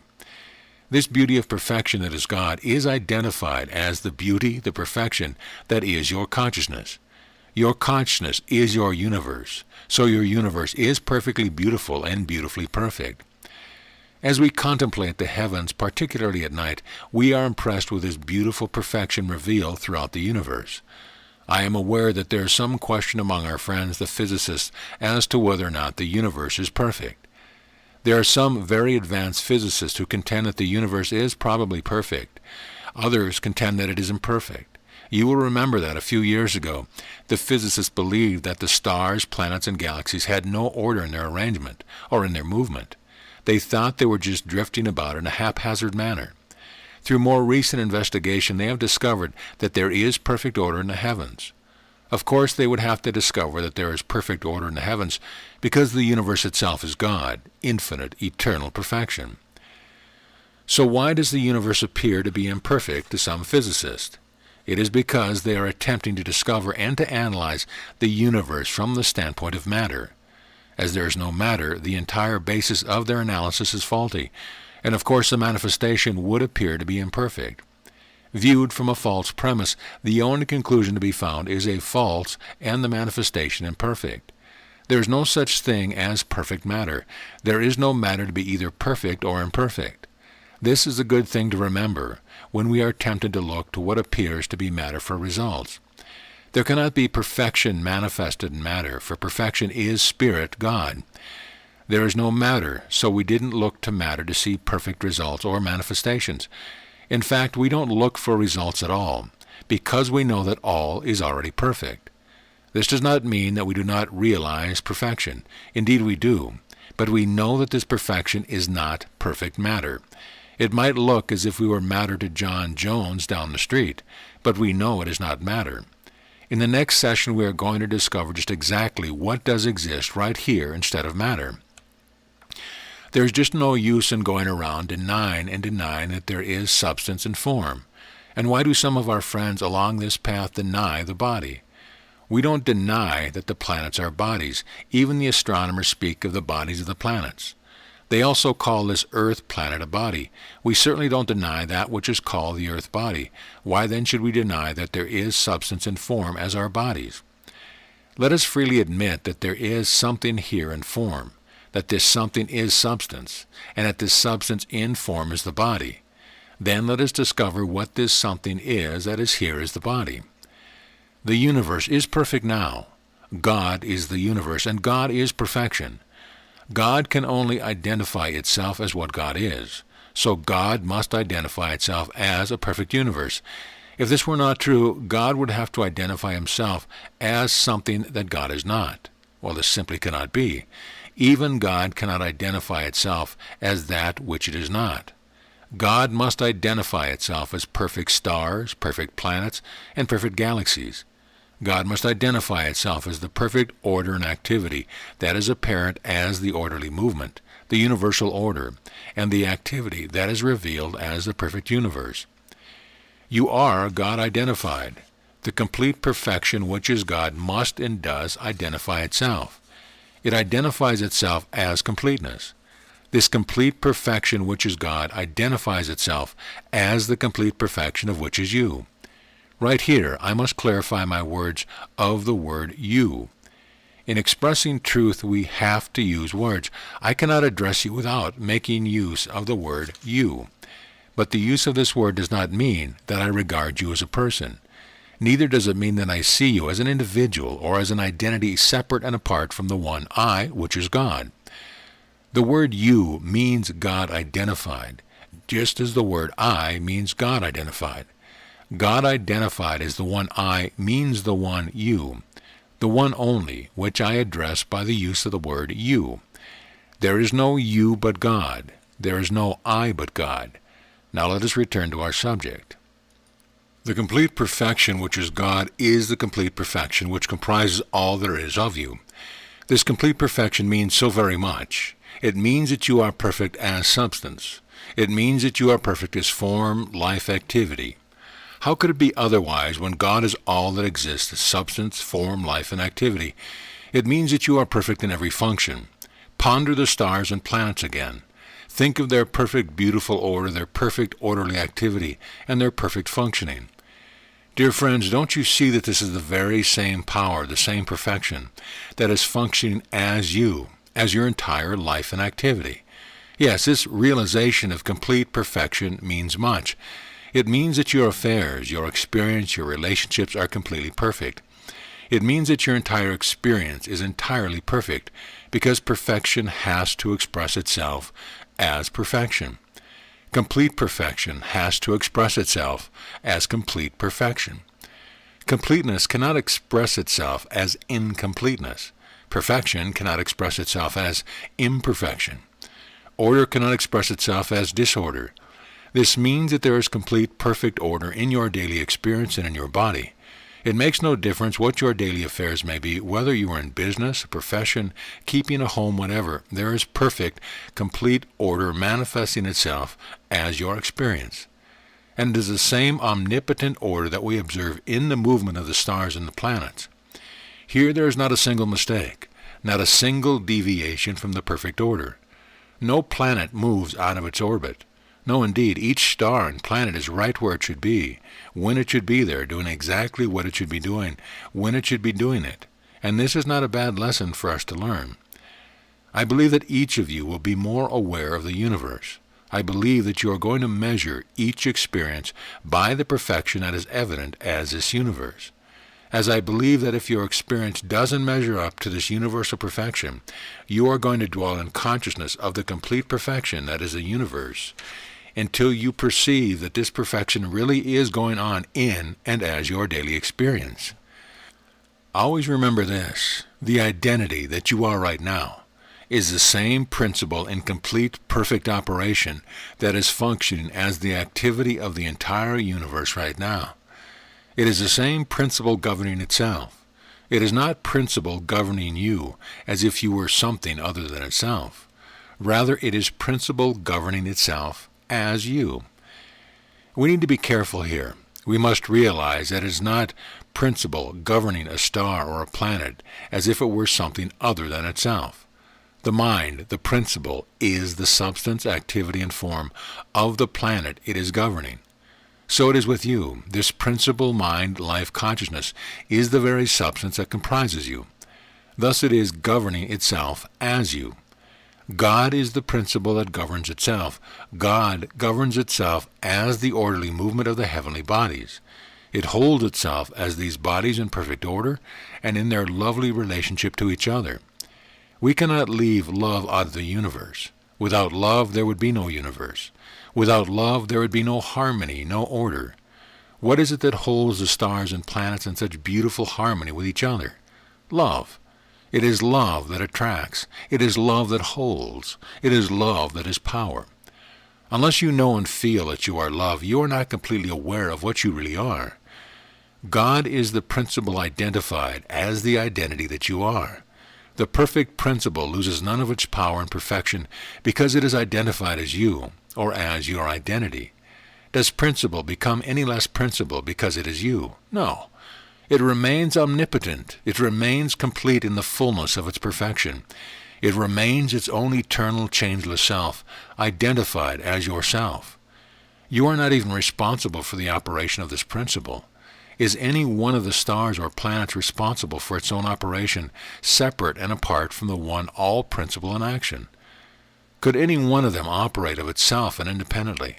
Has any one of them power and intelligence to do anything, or to be anything separate and apart from God? No. If any heavenly body could have power of its own, independent of omnipotence, we would have chaos in the heavens. Not one of the stars or planets is responsible for its own activity, not even for its own existence. Neither is any star or planet responsible for the existence or activity of another star or planet. Neither are you responsible for the existence or the activity of another identity. It is well to consider every universal truth as the truth of your own experience. This is the big lesson for all of us. Principle mind is responsible for itself.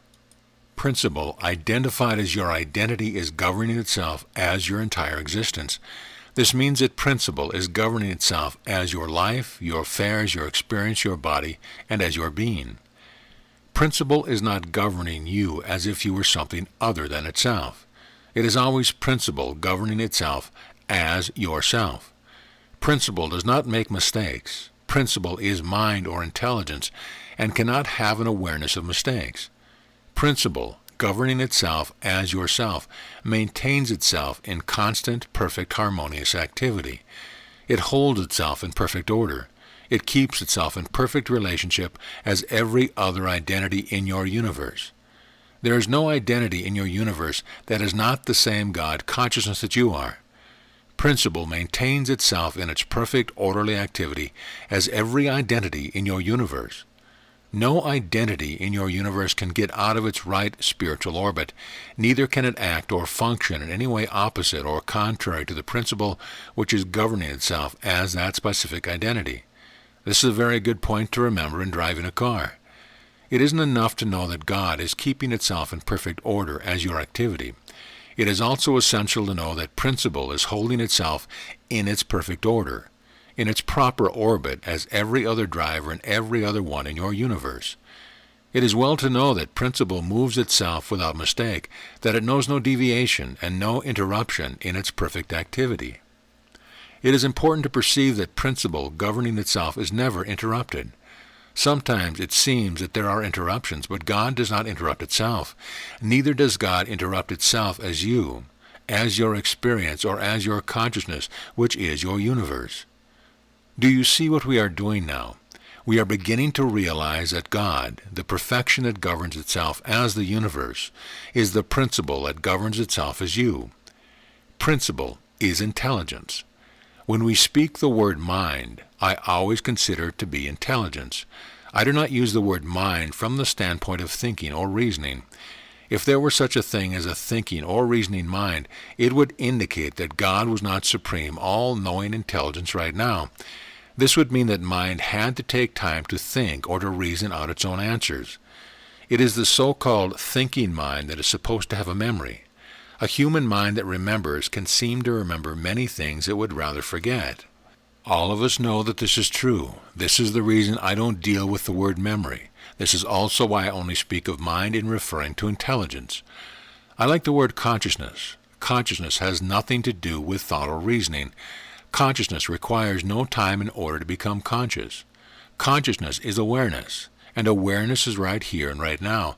Instead of saying mind, which is supposed to have a very unhappy faculty of memory, with a time element for reasoning or thinking, let us say consciousness, which means omnipresent awareness.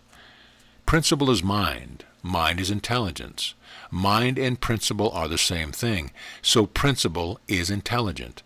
Therefore, the omnipotence that controls itself as the activity of the universe is an intelligent power. Indeed it is. It is intelligence in action. This intelligent power knows itself to be the universe.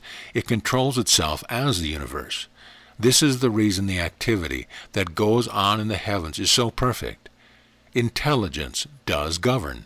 It governs as intelligent government. Mind does not govern anything separate or other than itself. There isn't anything existing outside of or other than the self-government that is mind, intelligence in action.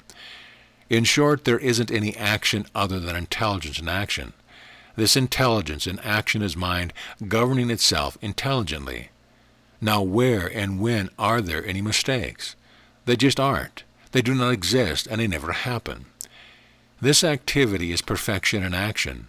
Mind does govern, but it does not govern anything separate or other than itself.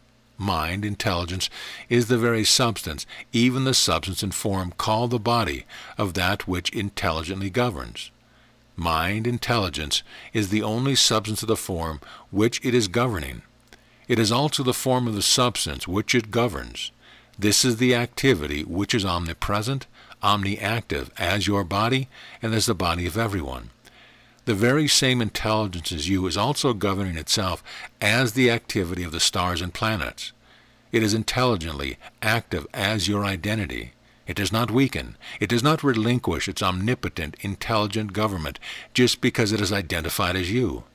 Dear friends, it is because it is identified as you that it can fulfill its purpose as intelligence in action.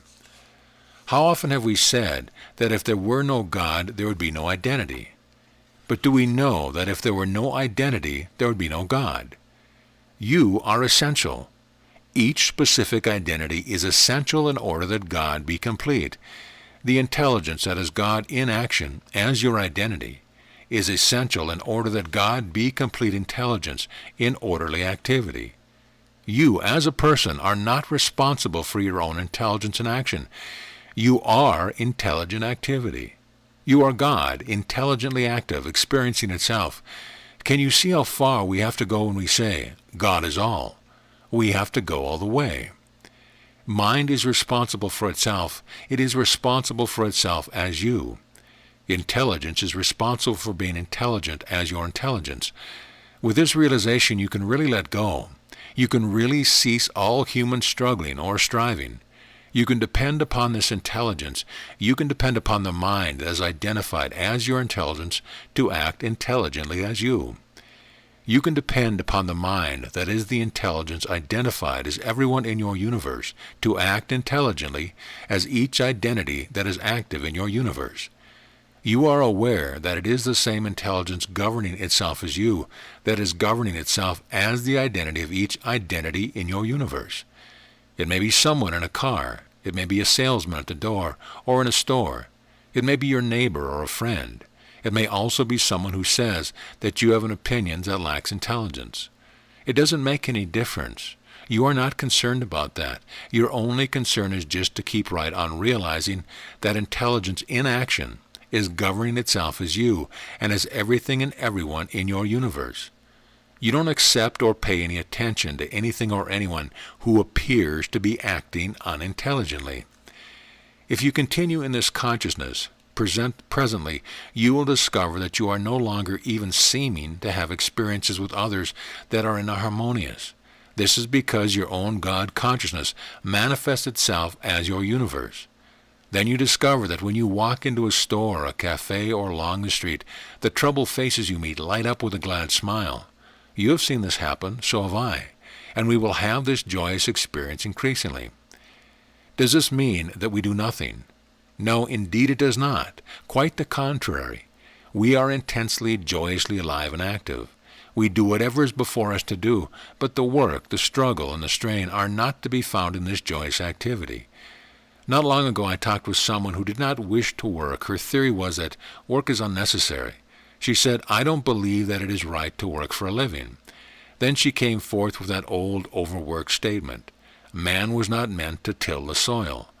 All of us know that it was Adam who was sentenced to till the soil. We also know that we are not the offspring of Adam. But we often hear someone twisting this truth pertaining to those statements in order to do just what he wants to do and no more, no less. Of course, I agree with the statement that we need not work for a living. However, this does not mean that we are idle, unemployed. Total idleness would be total inactivity. That would be death, the opposite of life. Life is every purposeful active because life is activity. There is no such thing as an inactive God. God is life. Life is activity. There is no such thing as a purposeless God. God in constant action is God fulfilling its purpose in being. God in action is your activity. Is God actively fulfilling its purpose in being you? Of course, it is right that we work, that we become active, just as God actively fulfills its purpose by identifying itself as you. So it is that your activity is God in action, identified as your activity. Indeed, we are active. We are the fulfillment of God's purpose in being active as each one of us. This whole belief that we must till the soil, work for a living, belongs in the category of the illusion. It is the illusion's misinterpretation of activity as well as being the mistaken sense of supply. In this misinterpretation it seems that everything must be done with an effort, that all work must be a labor. This is just another aspect of the illusion that we can do something, be something of ourselves, separate and apart from God. This falsity includes the accompanying delusion that our supply is somewhere separate and apart from us, that we have to do something of ourselves in order to bring the supply into our experience. However, when we realize that we have no responsibility of ourselves, for ourselves separate from God, but that God is responsible for itself as our identity and experience, we are no longer concerned with working for a living. Let God fulfill its purpose in being you. Let the mind actually be your mind. It already is your mind. Let it be. God is the intelligence that knows itself to be the supply for the fulfillment of its every purpose.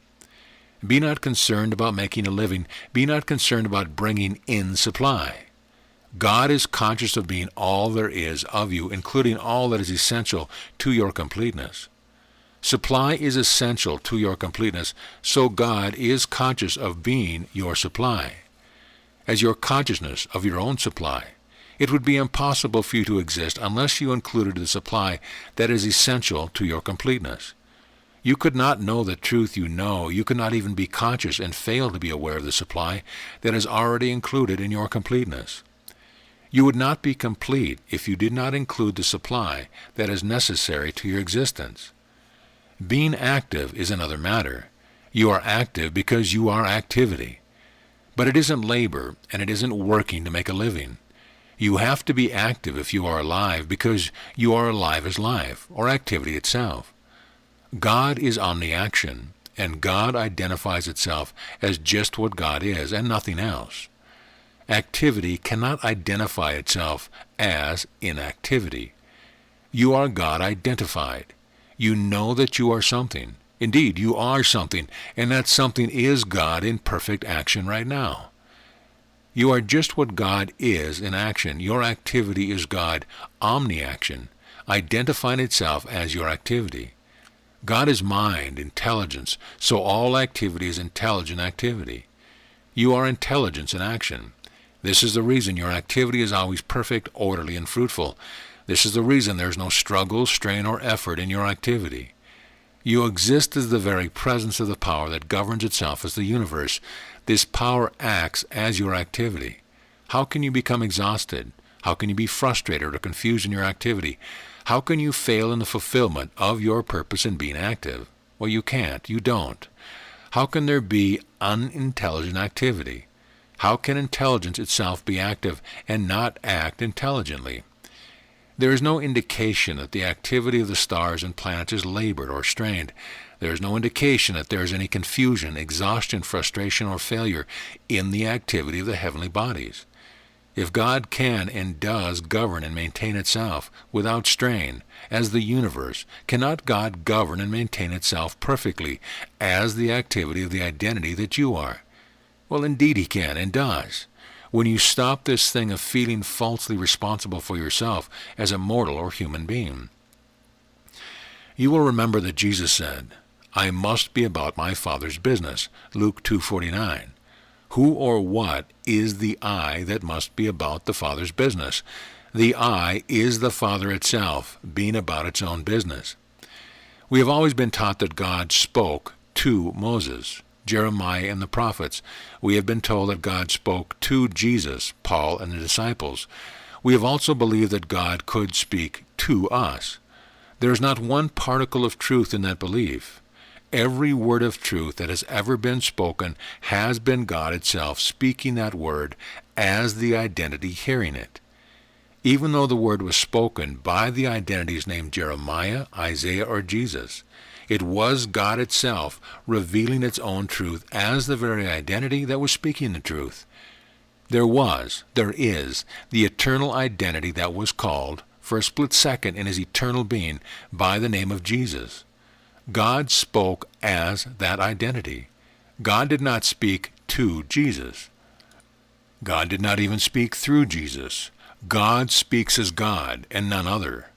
Wherever truth appears, it is God appearing as that truth. This is an important point to remember. There is no chosen one to whom God speaks. God is equally God as each identity in existence. Every word of truth you speak is God speaking as you. This is the reason the truth is omnipotent. Only God can know and speak the word of truth. I am sure of this. Let me tell you why I am so sure that this is true. It is because I know how the book The Ultimate and the booklets were written. I know that God did not reveal the words of truth in The Ultimate or any of the other books to me. I know that it was God revealing his own truth, expressing himself identified as the I that I am. Those words were not spoken to or through a little person named Marie.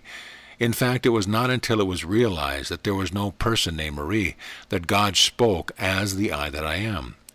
I know beyond a doubt that God reveals itself as itself and not to or through a person. Let us return to the statement, I must be about my Father's business. I, the I that I am, must be busy too. The I that is identified as you must also be busy. Why? Because the Father, identified as the I that I am, and identified as the I that you are, is busy as your business and as my business, and it is all the Father's business, for there is none other. The Bible also states, "My Father worketh hitherto, and I work." John 5:17. God works. God is active. God is activity. The I that I am is always about its business. I couldn't stop being active if I tried. Neither could you. How could we? Could we resist God, who is our very existence? Who or what exists who could oppose the irresistible, irrepressible life that is God? Jesus knew that God was his only identity. He knew that of himself he could do nothing. He knew that of himself he was nothing.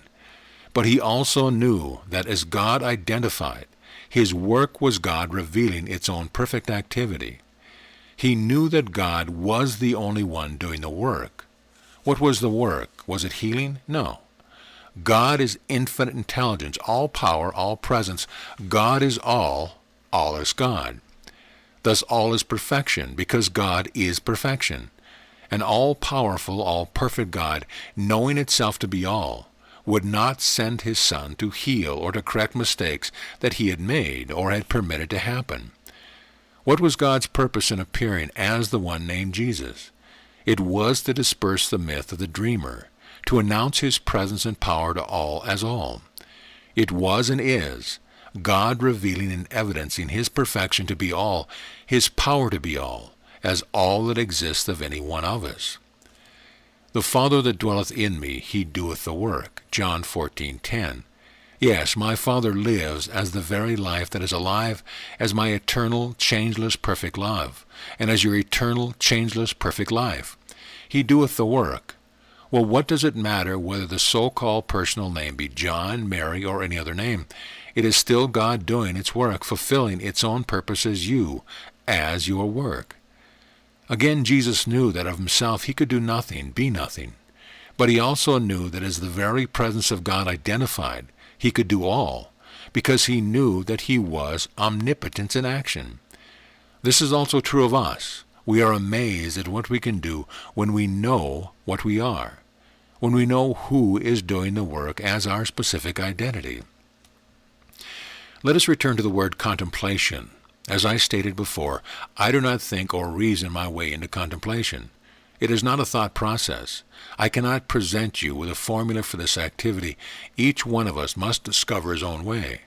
So when you engage in contemplation, please do not use exact words. Remember, all of the truth that is ever going to be revealed as your own being must be revealed from within your own consciousness.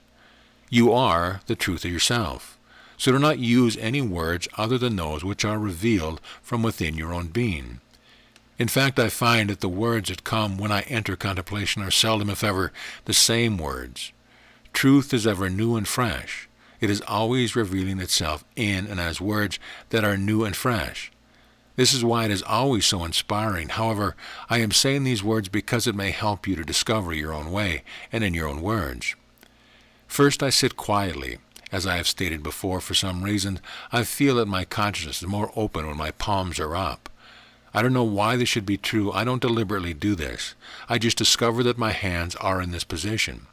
I don't really think that the position of the hands has anything to do with it, but somehow I find that in the complete surrender of that which is claimed to be my personal self, my hands are open with the palms up. Then I say something like this: I thank you, my God, being all that there is of me, that of myself I can do nothing, of myself I can know nothing, of myself I can be nothing. Because of myself I am nothing. Then I rest on this consciousness until I am sure that there is no little false dream person calling itself Marie trying to think or to reason. Not until all false sense of the little I is obliterated is it possible for me to claim my identity in his name. In the name of the Almighty God I am. Then and only then can I say, I thank you, my God being, that I am just what you are as me and nothing else. Now that all false personal sense is obliterated, I find that I am in contemplation. My attention can now be fully occupied in perceiving all that God is. This is a glorious experience and one that cannot be described. If there seems to be some specific need, I then focus my attention upon the truth pertaining to that specific situation. I never dwell on the need. Why should I? It isn't present anyway. I am too aware that all is God to be aware of any need. But I am specific in perceiving God to be the truth instead of the false appearance of any specific fallacy calling itself a human need. For instance, if the seeming need should be for a perfect activity, I focus my complete attention on God as all activity. I perceive that God, being active, is purposely active, and that God is fulfilling His purpose perfectly as that specific function or activity. I perceive God to be omnipotence in perfection or activity. Unopposed, omnipotent activity as the functioning of the heavenly bodies, as the functioning of that which is called the earth planet, and as the body of the specific identity who is called for help. This does not involve a formula at all. I just feel full open and let God reveal itself as it will, as this specific aspect of its allness. You can see how the same approach would operate if the illusion seemed to have something to do with the substance of the body, the daily business affairs, or with supply. It makes no difference what the falsity seems to be. It is well to perceive just what God is as that particular aspect of itself, and then to be specific in this perception. This activity is without labor, struggle, or strain. Above all, it is fruitful activity. It is purposeful activity. Never dawdle in this work. Be fully aware that there is a definite purpose in this activity, and this purpose is to perceive the truth of this particular situation. It is never to heal, to change, or to improve a condition. There is no purposeless activity. All is God, and all activity is purposeful. All activity is fruitful because all activity is God fulfilling His purpose in being active. All activity is God in action, fulfilling His own function, fulfilling His own purpose. So there is no purposeless activity. Being active in this way, we no longer appear to be faced with frustration, delay, or failure. In fact, we cannot help but realize fruition and success. God is never aware of a delay. God knows no such thing as a failure to accomplish His purpose. There are not yet 4 months, and then cometh the harvest. John 4:35. The harvest is, the fruition is right now. The activity would not be complete unless the fruition were one with the activity. The fulfillment of the purpose of the activity has to be simultaneous with the activity, because the activity and the fruition are one complete entirety. Why do we seem to experience disappointment and delays? It is because of the little personal I is attempting to do something. This non-identity is attempting to be something of itself, to usurp God's power, God's activity, to be something of itself other than God. That is why we seem to have frustration, failure, or delays in the full realization of perfection. When we know that of ourselves we are nothing, when we know that it is God who worketh in us, as us, both to will and to do His own good and fruitful work, we discover, even as did Jesus, that there is no struggle, no delay, and no failure.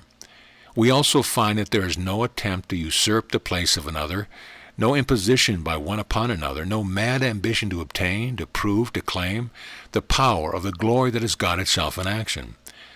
None of these little personal falsities have anything to do with omnipotent intelligence in action. None of these fallacies have anything to do with God fulfilling its purpose in being active as your activity.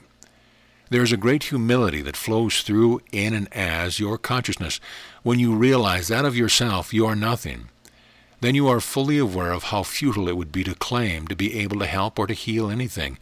You are so very aware that there is only God, that He is not in need of help or healing, and if He were, you could do nothing about it at all, for of yourself you are nothing. You really feel about the size of a pinpoint, and presently even the pinpoint disappears. When this takes place, there is a great surge of pure ecstasy as you perceive that it is only because God is all that you exist. It is only because God sees that you can see. It is only because God acts that you can act. And it is only because God is that you can be. In this great humility, there is tremendous power. It is in this humility that you suddenly realize that you are as infinite as is the universe. You know that you are infinite power, infinite intelligence, infinite love and life, infinite consciousness being. When we know that it is God who worketh as us, to do his own good pleasure, we see the utter futility of all little personal efforts to do or to be anything. We see how senseless is all this pushing, pulling, or elbowing of another, or imposing upon another. We see how utterly futile is the mad ambition to attain power or position over another, to attempt to usurp the business, the activities, the opportunity of another. There is no desire to attain leadership, to have a following, or even to try to be the Christ for other individuals. All of this illusion is obliterated. We are just too busy knowing our God being to be aware of all this so-called world of sense, which is nonsense. Now we have arrived at this very important question. Why do we have an identity? Why do we exist as a specific identity that is conscious as our distinct identity? We exist as a specific identity because God must fulfill its purpose. God must express itself. God must present the evidence of itself as just what it is. God is its own identity. God is infinite identity. Within the infinitude that is God, the infinite identity, there are infinite identities. The word infinite means innumerable, as well as spaceless or boundless. This infinite variety is essential to God's complete expression of its infinite, beautiful nature. Wouldn't it be dull, wouldn't it be boring if there were no variety? Suppose there were only one color. Suppose all food tasted the same. Suppose there were only one tone or pitch in music, or for that matter, suppose that each one of us were exactly the same in appearance. True, the appearance is not the identity, but it does give us an inkling of the fact that no two identities are exact duplicates. Every identity in this universe is a specific identity, but every identity in this universe is God identified as itself. Let us explore this infinite variety of identities in which God expresses and identifies itself. Here we must always remember one important point. God does not separate or divide itself from itself in its expression and identification of itself. Never lose sight of the fact that the one infinite all is never divided. But God does identify itself as innumerable expressions of itself. There is one more important point that we must always remember. We are not speaking of persons, mortals, solid masses with space dimensions or of non-existent matter in any guise. God identified is spirit, not matter. God identified is not a mortal, a material animal or object. God identified is God revealing itself and nothing else. Now to continue. The infinite variety of God's expressions of itself is evident in an infinite variety of specific expressions. The species called man could be considered as a specific expression of God. This is also true of the species called animal, fish or fowl. Then there is a species called tree, flower, plant, and innumerable other specific expressions of the one infinite all. But within each specific expression, there is an infinite variety of specific expressions or identities. This is an interesting universe, and variety is essential to its completeness. Life is inspiring and interesting. Life couldn't be alive if it were not vitally interesting. Life would not be inspiring or interesting if there were no variety. This variety is necessary in order that God reveal itself as all that it is. God is all existence. God is all of the variety. God is every identity included in the variety. God is every variety, every identity. The variation in form and color and identities is essential in order that all of the varieties that God is may be expressed and identified. For all shall know me, from the least to the greatest. Hebrews 8:11. Yes, variety is essential in order that God be complete and completely expressed and identified. Let us consider the beauty that is God, specifically expressed as color. There are innumerable specific colors, but they are all God's expression of its beauty as color. Anyone who's ever experienced illumination knows that there is nothing dull or colorless about this experience. Indeed, there is color. Sometimes there are a great many colors in this glorious light. This variation in color is a living expression. How could it be otherwise when it is God, life expressed? In fact, it is all that God is expressed. Every specific expression of God, in all its infinite variety, is absolutely necessary in order that God be complete and completely expressed. God does express itself in an infinite variety of aspects and identities. No two identities are exactly the same in all respect. Despite the fact that it is the same God, the same consciousness identified as each identity, no two identities or aspects are exactly the same in all respects. I might clarify this a little in this way. Anyone who makes pottery will tell you that he might make a dozen, 100, or even 1,000 vases using exactly the same mold, using the same clay, colors, and design. But there would not be two of them that would be identically the same. Sometimes the difference would be infinitesimal, but there would be some slight variation in each vase. In the same way, there are not two of us exactly alike. There are no two identical leaves, no two blades of grass, not even two snowflakes are exactly the same.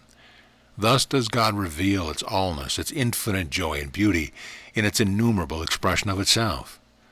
Now we have a more clearly defined concept of the spiritual significance of the word identity. And we can see that, although each identity is specifically that distinct identity, yet each distinct identity is the same God, the same life, mind, consciousness, expressing and identifying itself. End of second session. Section 3. What is the body? Our subject for this section is, what is the body? However, before we begin to explore this important aspect of truth, let us take up the questions that you have presented. Incidentally, these are wonderful questions. They show that you are clearly discerning the truth God is revealing in this class. The first question is, do you believe in eating meat? Actually, a whole book could be written on the spiritual significance of eating, drinking, and digesting food. I have seen wonderful things take place when this aspect of our existence was spiritually perceived. As to the eating of meat, this must be your own decision, and it has nothing to do with human willpower. It will solve nothing to force yourself to stop eating meat through the exercise of the so-called human will. However, there is one point that I wish to make clear. I abhor all butchering of any kind. Furthermore, I am convinced that this brutality will cease as our God consciousness continues to expand in self-revelation. But each specific identity will perceive the truth pertaining to the butchering and eating of meat, as that distinct identity becomes more aware of spiritual nature and the spiritual nature of all that is life. There is a fundamental fact underlying the mistaken practice of butchery. I cannot go into this subject right now, but I would refer you to the books of J. Allen Boone. In this wonderful presentation, you will discover that all life, all consciousness, is one life, one consciousness. In his book, Letters to Strongheart, he explains his discovery of this important truth. He also reveals how you and I may also discover it. In his book, Kingship with All Life, he brings out the necessity of perceiving all life to be one life. He offers proof of this truth through his own experience with life in all forms. I firmly believe that every student of truth should study the books of J. Allen Boone. In fact, I had many letters telling me of this greater insight into the ultimate through the study of his books. I would say that it is better if we do not force ourselves to abstain from eating meat.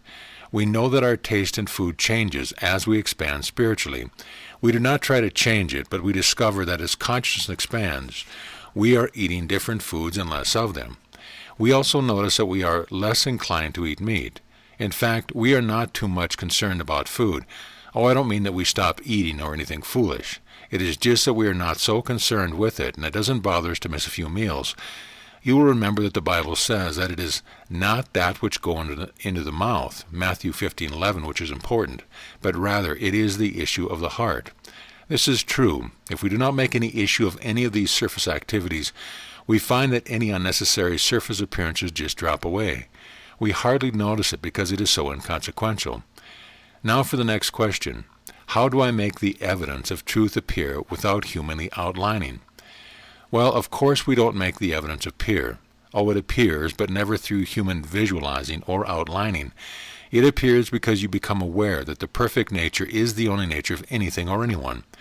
I won't go further into this question right now, as the continuation of the session will reveal just how it is and why it is that the perfect evidence does appear. The next question is, since all is perfection, why the belief in imperfection? Where does it come from, since there is only perfection? The belief of imperfection is a dream without a dreamer. It is the dream's dream. But to try to explain that nothing is nothing to anyone is like trying to explain what is in the middle of a zero. The more you try to explain the what and the why of seeming imperfection, the more you tend to make it appear that there is imperfection. It is nothing. Of course, there is something in the middle of the zero, but that something is not imperfect. There is something everywhere, and that something is perfection itself. God is all, and God is perfection. The belief of imperfection does not come from anywhere, but it isn't anywhere. If something seems to be imperfect, it is only a distortion of perfection itself. As you see more clearly, you are aware that perfection always has been, is now, and ever will be. Thus there is no imperfection to explain. Now for the next question. Do you think it better not to marry? You know, the Bible says that marriage are made in heaven. This may be true, but we know that weddings are performed on earth. That is, weddings have to do with the misidentity called man, and frequently have very little resemblance to marriage. However, I must emphasize this point. I firmly believe in marriage, but I do not believe that a wedding can make a marriage. We have too many weddings and too few marriages. Let there be no mistake about this. I do not believe that there should not be weddings. We appear to be operating in a world of social laws, and I do believe that we should conform to those laws. Let us render unto Caesar the things that are Caesar's. That is as it should be, otherwise the world comes down terribly hard. It is better all around that we have weddings. Nevertheless, I am convinced that a wedding does not constitute a marriage. So what is a marriage? A marriage can be compared to two halves of an apple that belong together. Suppose the apple were cut in half, and you tried to fit half of another apple to one of the severed halves. It wouldn't work so well, would it? Oh, if there weren't too much difference, you could do some altering here and there, and they would do all right as some apple. But really, they don't fit. They don't belong together because they do make the one whole perfect apple that was already established. Frequently it is better to keep the two ill-assorted halves together and continue on after the wedding. This is particularly true if there are children. Again, what is a marriage? A marriage is a realization when you belong together and you know it. It is more than just being together. It is really being one. A marriage means that you are essential to each other's completeness. In fact, marriage is completeness realized and evidenced. This is marriage, and it is beautiful. Yes, I firmly believe in marriage. The difficulty is that we try to outline the companion. We don't get the little I out of the way and let God reveal our completeness. We don't wait until God reveals itself as the one who is essential to our completeness. We attempt to leave God out of it, and thus we are seemingly leaving mind or intelligence out of it. We are also misled into mistaking love for love. We simply can't do anything of ourselves. It really is God who worketh in you, as you, both to will and to do of its own good pleasure. How do we avoid making those mistakes? First of all, by realizing that we are already complete, that all that is essential to our happiness, joy, and completeness is already established in and as our universe. Even though the one who is necessary to our completeness may not have appeared, that one will be made manifest in our experience if we first perceive our completeness. There is much more that I could say on the subject, but we must get on with the next question. The question is, since all that we experience is our own consciousness, how can a silent treatment have any effect? In the first place, I rarely use the word treatment. To me, it is a connotation of something to treat, something wrong that is in need of help for treatment. Of course, a word is only that what it means to you, and you will use the word treatment or any other word that feels right in your vocabulary. I like the word revelation instead of treatment. I know that all that can possibly take place is the revelation of the perfection that has always existed and will always exist. In enlightened consciousness, I simply see things as they are, but I do not treat or seek to change anything. It really makes no difference whether the revelation is in silence or whether it presents itself as an audible voice. More often it is silent. If it does come through as a voice, I am aware that it is not the voice of Marie. Silent or audible, it is God, revealing its own omnipotent omnipresence to be all that exists as the one who is asked for help. But it is never the voice of a person. Actually, it cannot come audibly if we are entertaining any sense of person. If I could give a treatment, it would have no effect. We are not in a world of cause and effect. We are past all that duality.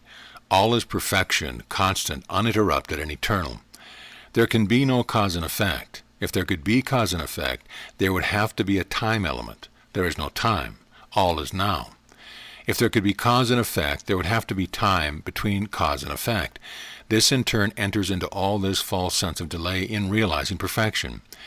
Later in this session we will discuss further that which we once called treatment. Then this question will be more fully answered. Our next question is, aren't most healings the result of expectation? In other words, a sort of self-hypnotism. If the expectation means that one is expecting something to change or to be healed, then there could be some claim of self-hypnosis. But true expectancy is something else again. True expectancy is an opening of consciousness to perceive the perfection that already exists. In this way, expectancy is much the same experience as questioning. We ask the question knowing that the answer already exists, or we would not be questioning. We expect the revelation of perfection, knowing that perfection already exists. The next question is one that has been asked by many advanced students of the truth. Since there is only the I, there is no you, is there? You is another word for the I. Our only reason to use the word you is that we have to have some way of addressing each other. Unfortunately, we just have to use words. I could say you and you and you, yet I am fully aware that I am really saying I. So merely saying you does not separate the I from the I when we know what we are saying. Many teachers object to the word man. I rarely use the word, yet I do not make any issue of it because I know what I mean when I say man. Knowing this, I realize that it is just another little three-letter word for God. Let's not get too involved with words. Sometimes, however, a certain word will have a meaning to me that makes it impossible for me to use that word.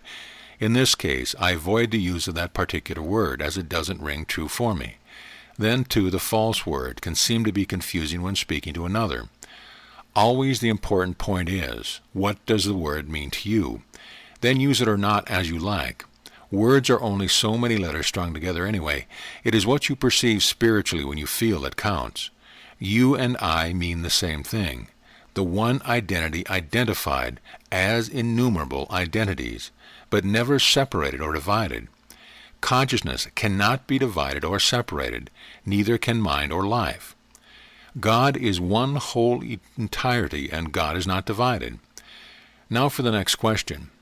What about procreation, the bringing of what seems to be matter into the world only to teach it to work out of the seeming belief in matter?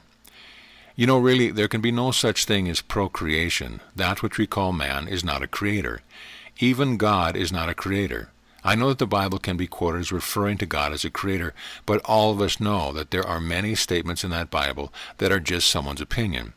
This in no way detracts from the many beautiful truths that are presented in that beloved book. Nonetheless, God is not a creator. If God is eternal and complete right now, God has ever been complete. This means that all that is essential to his completeness right now is eternally essential to that completeness. Each identity in existence right now is essential to the completeness that is God. So eternally, each identity that is in existence right now is essential to his completeness. If God ever created one single identity, there must have been a time when that identity did not exist. If God brought an identity into existence and that identity died or passed out of existence, God could not be infinitely, eternally complete. There is no interruption in the eternal completeness which is God, and this means that each identity in existence is as eternal as is God himself. How then could God create an identity? We will have more revealed on this subject during this session, but this is a good preparation for that which is to follow. Now for our next question. Do you feel that what we believe, we see, hear, smell, or taste, rightly understood as consciousness, is God expressing and identifying itself? Indeed I do. When we go back of the appearance, when we see through that which is called matter, the genuine and only existence is seen as understood. We perceive that everything that we have been misinterpreting as matter is here all right, but it is not here as solid, dense matter. Every normal activity is taking place, but it is not taking place in or as matter. Dear friends, it is in this scene that omnipresent perfection is realized and manifest. This is a tremendous revelation. An entire book could be written on this one aspect of truth. Yet it would not fulfill any purpose, as the words used in attempting to describe it could never express the beauty and glory of this existence right here, when we really see it. No words of mine will ever enable you to see this existence. It will be seen all right, but it must reveal itself from within your own consciousness. No one can hurry this glorious experience, and no one can delay it. But this I can tell you. Once existence is seen and known as it really is, there can be no doubt as to its genuineness. This completes the question and answer period of this session. Before taking on the subject of our work for this session, let us briefly recapitulate the 3 essential steps that are necessary to the realization of complete perfection. You will remember that the first step was, what is the universe? The second step was, what is the identity? The third step is, what is the body? Now let us understand why these 3 steps are necessary. To begin, virtually every one of us came up through some path of affirmation and denials, of giving treatments, visualizing, or something like that. Most of us have been giving treatments with the hope of realizing that which we call healing. However, as our consciousness has expanded, we have inevitably arrived at the absolute. Incidentally, the word absolute is a much abused and misused word. We hear of all sides of this teacher or that author who is working in the absolute. Then we investigate only to find dualism. But those of us who are really seeing that God really is all are not deceived. We know how far we have to go in order to claim we are seeing and being the absolute truth. When in illumined consciousness we become aware of the absolute ultimate, our joy is boundless. Our feeling is, at last I am home. This is what I have been hoping to realize all the while. Then we begin to perceive that we can no longer give treatments, visualize, or anyway try to do something of ourselves. It reminds me of the little book mentioned in Revelation that was sweet to the mouth but so bitter to the digestion. We know now that we have to go all the way in our seeing and in our being of this ultimate absolute that has been revealed. We can never return to the old way, yet we have not quite seen how perfection is to be realized and manifested in this greater light. It is to help bridge this seeming transition that these 3 essential steps are being presented. We now know that we cannot use a method. We cannot use truth at all. We can't use a formula. There is nothing more dulling to inspiration than the attempt to use a method or formula. We sometimes feel as though we were floating around on a magic carpet, but suddenly someone pulled the carpet out from under us. Then we say, well, what do I do then? There must be some way that will reveal the manifestation of this beautiful truth I am seeing. Indeed, there is a way, and there is order in this way too, just as there is order in the heavens. We don't do anything to bring this divine order into being either. It simply is, and we realize it. In other words, we focus our attention upon the perfect order of all existence instead of treating for something to come into existence. Right here I would like to clarify the use of the term steps. As stated before, we have words in order to present any truth. The word steps is not meant to indicate a method of separate steps. Actually, there are no steps at all in this sense. It is all the one consciousness expanding in its awareness of its allness, its eternality, completeness, and changeless perfection. But it is the one consciousness identified as the specific identity of each one of us. Of course, there is no such thing as the all-God consciousness expanding, but as this illusory sense of existence disappears, our consciousness does expand in its awareness of being this eternal one identified. Again, let me state, there must be order in this scene. We just can't sit here on a cloud with our feet dangling over. Let us take our lesson from the order that is manifested in the heavens. There is nothing haphazard about the movement of the stars or planets. Certainly there is activity, but it is orderly activity. This is an act of truth. This consciousness is an act of consciousness. But all activity, all conscious activity must have order, because God is omni-action itself, and there is nothing out of order in God. God is principle. God is mind, intelligence. All activity is intelligent principle and action. So all activity is intelligent, orderly activity. So it is that there must be order in the activity of our scene. This scene is an act of perception. We don't dawdle, we don't just drift around haphazardly on a rosy cloud. This does not mean that we go through a thinking or a reasoning process. Quite the contrary. But it does mean that we actively focus our entire attention upon the orderly, perfect universe. the orderly perfect identity and the orderly perfect body. We should be alert in this matter. When we are in illumination and the peace and joy are so beautiful and wonderful, there is a temptation to drift.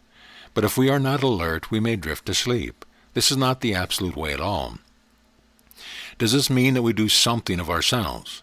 No. How can we do something of ourselves when we know that of ourselves we are nothing, can do nothing, or be nothing separate from God? Yet we are aware of being this activity. We are active, but never active of ourselves apart from God. Furthermore, this activity is purposeful activity. Its purpose is not healing or perfecting anything. This activity is God fulfilling its own purpose as our specific, purposeful activity. God, being the infinite orderly universe, acts and fulfills its purpose in an orderly manner. This does not mean giving a treatment or using a formula or a method, but any so-called absolute teaching is incomplete that leaves us floating around haphazardly in the air. No matter how true this teaching may be or how sincere, it is not complete. True it is that the realization of the universal, all in all, is of the utmost importance. But this is not sufficient. In fact, it is but one aspect of the absolute revelation. It doesn't help much to drift aimlessly around in the enjoyment of a detached sense of the universe if we seem to have come down with a thud and then find the same old problems confronting us. But if we all go all the way, if we perceive the perfect eternal nature of the universe, the identity and the body, we are seen completely, and this seen is manifested as our universe, as our affairs, and as our bodies. Certain it is that God is all. God is the only infinite identity. But God does identify itself specifically. God identifies itself as distinct identities. It is true that no identity is a separate person or individual, yet each identity is distinguishable because each identity is distinctly that identity and no other. If this were not true, there would be no variety in God, thus no variety in the universe because God is the universe. So in our orderly scene, it is essential to perceive the specific to be the all, identified as that specific one, yet inseparable from the universal all which comprises all identity. It is necessary to see this truth completely. This means that it is essential to perceive that the all is the entirety of the specific identity, but it is also necessary to perceive that the specific identity is the all and nothing else. God is specific in its expression of itself. If God is specific, we must also be specific. If God is specific in its expression of itself, we must be specific in our perception of its expression of itself. For instance, suppose a telephone call comes in from New York. Someone cries, "Will you help me?" Now, your attention has been called to that specific identity, but you know that all there is of that specific identity is God identified. So you are immediately aware of all that God is. You are aware that God is the entire, eternal, changeless universe, the perfect life, principle, intelligence, soul, body, and being that is the universe. You actively contemplate this truth for a few moments. Then the specific identity will appear in your consciousness. You are aware of that specific identity, but first of all, you are aware that all there is of the identity is just what you know God to be and nothing else. This is being specific in your scene. There is nothing cold or methodical in this revelation, quite the contrary. A great flood of love just pours throughout your entire being. I feel as though I am all the love there is, in and as the universe, and all the love that is the universe is all there is of me. It's such a warm and glorious experience. Sometimes there is even a warm flame color in this experience, but it is certainly life alive as love. You love the whole universe because you are the love that is the universe. Always remember, we never include the specific identity in our consciousness until after we have seen, felt, and experienced the infinite all, God, good, love, as the universe. I cannot stress the importance of this last point too much. First, feel and experience the allness that is God. Then perceive this all-perfect one to be all that exists of the specific one who is called for help. We do not give a treatment. We do not focus our attention upon the specific identity. We don't send out a thought or project a treatment. Nothing like that goes on. It is just that. Suddenly the specific identity is right here in our conscious, and we are, without effort, perceiving God to be all there is of Him. Why is it so important that we first perceive God to be the entirety that comprises the universe?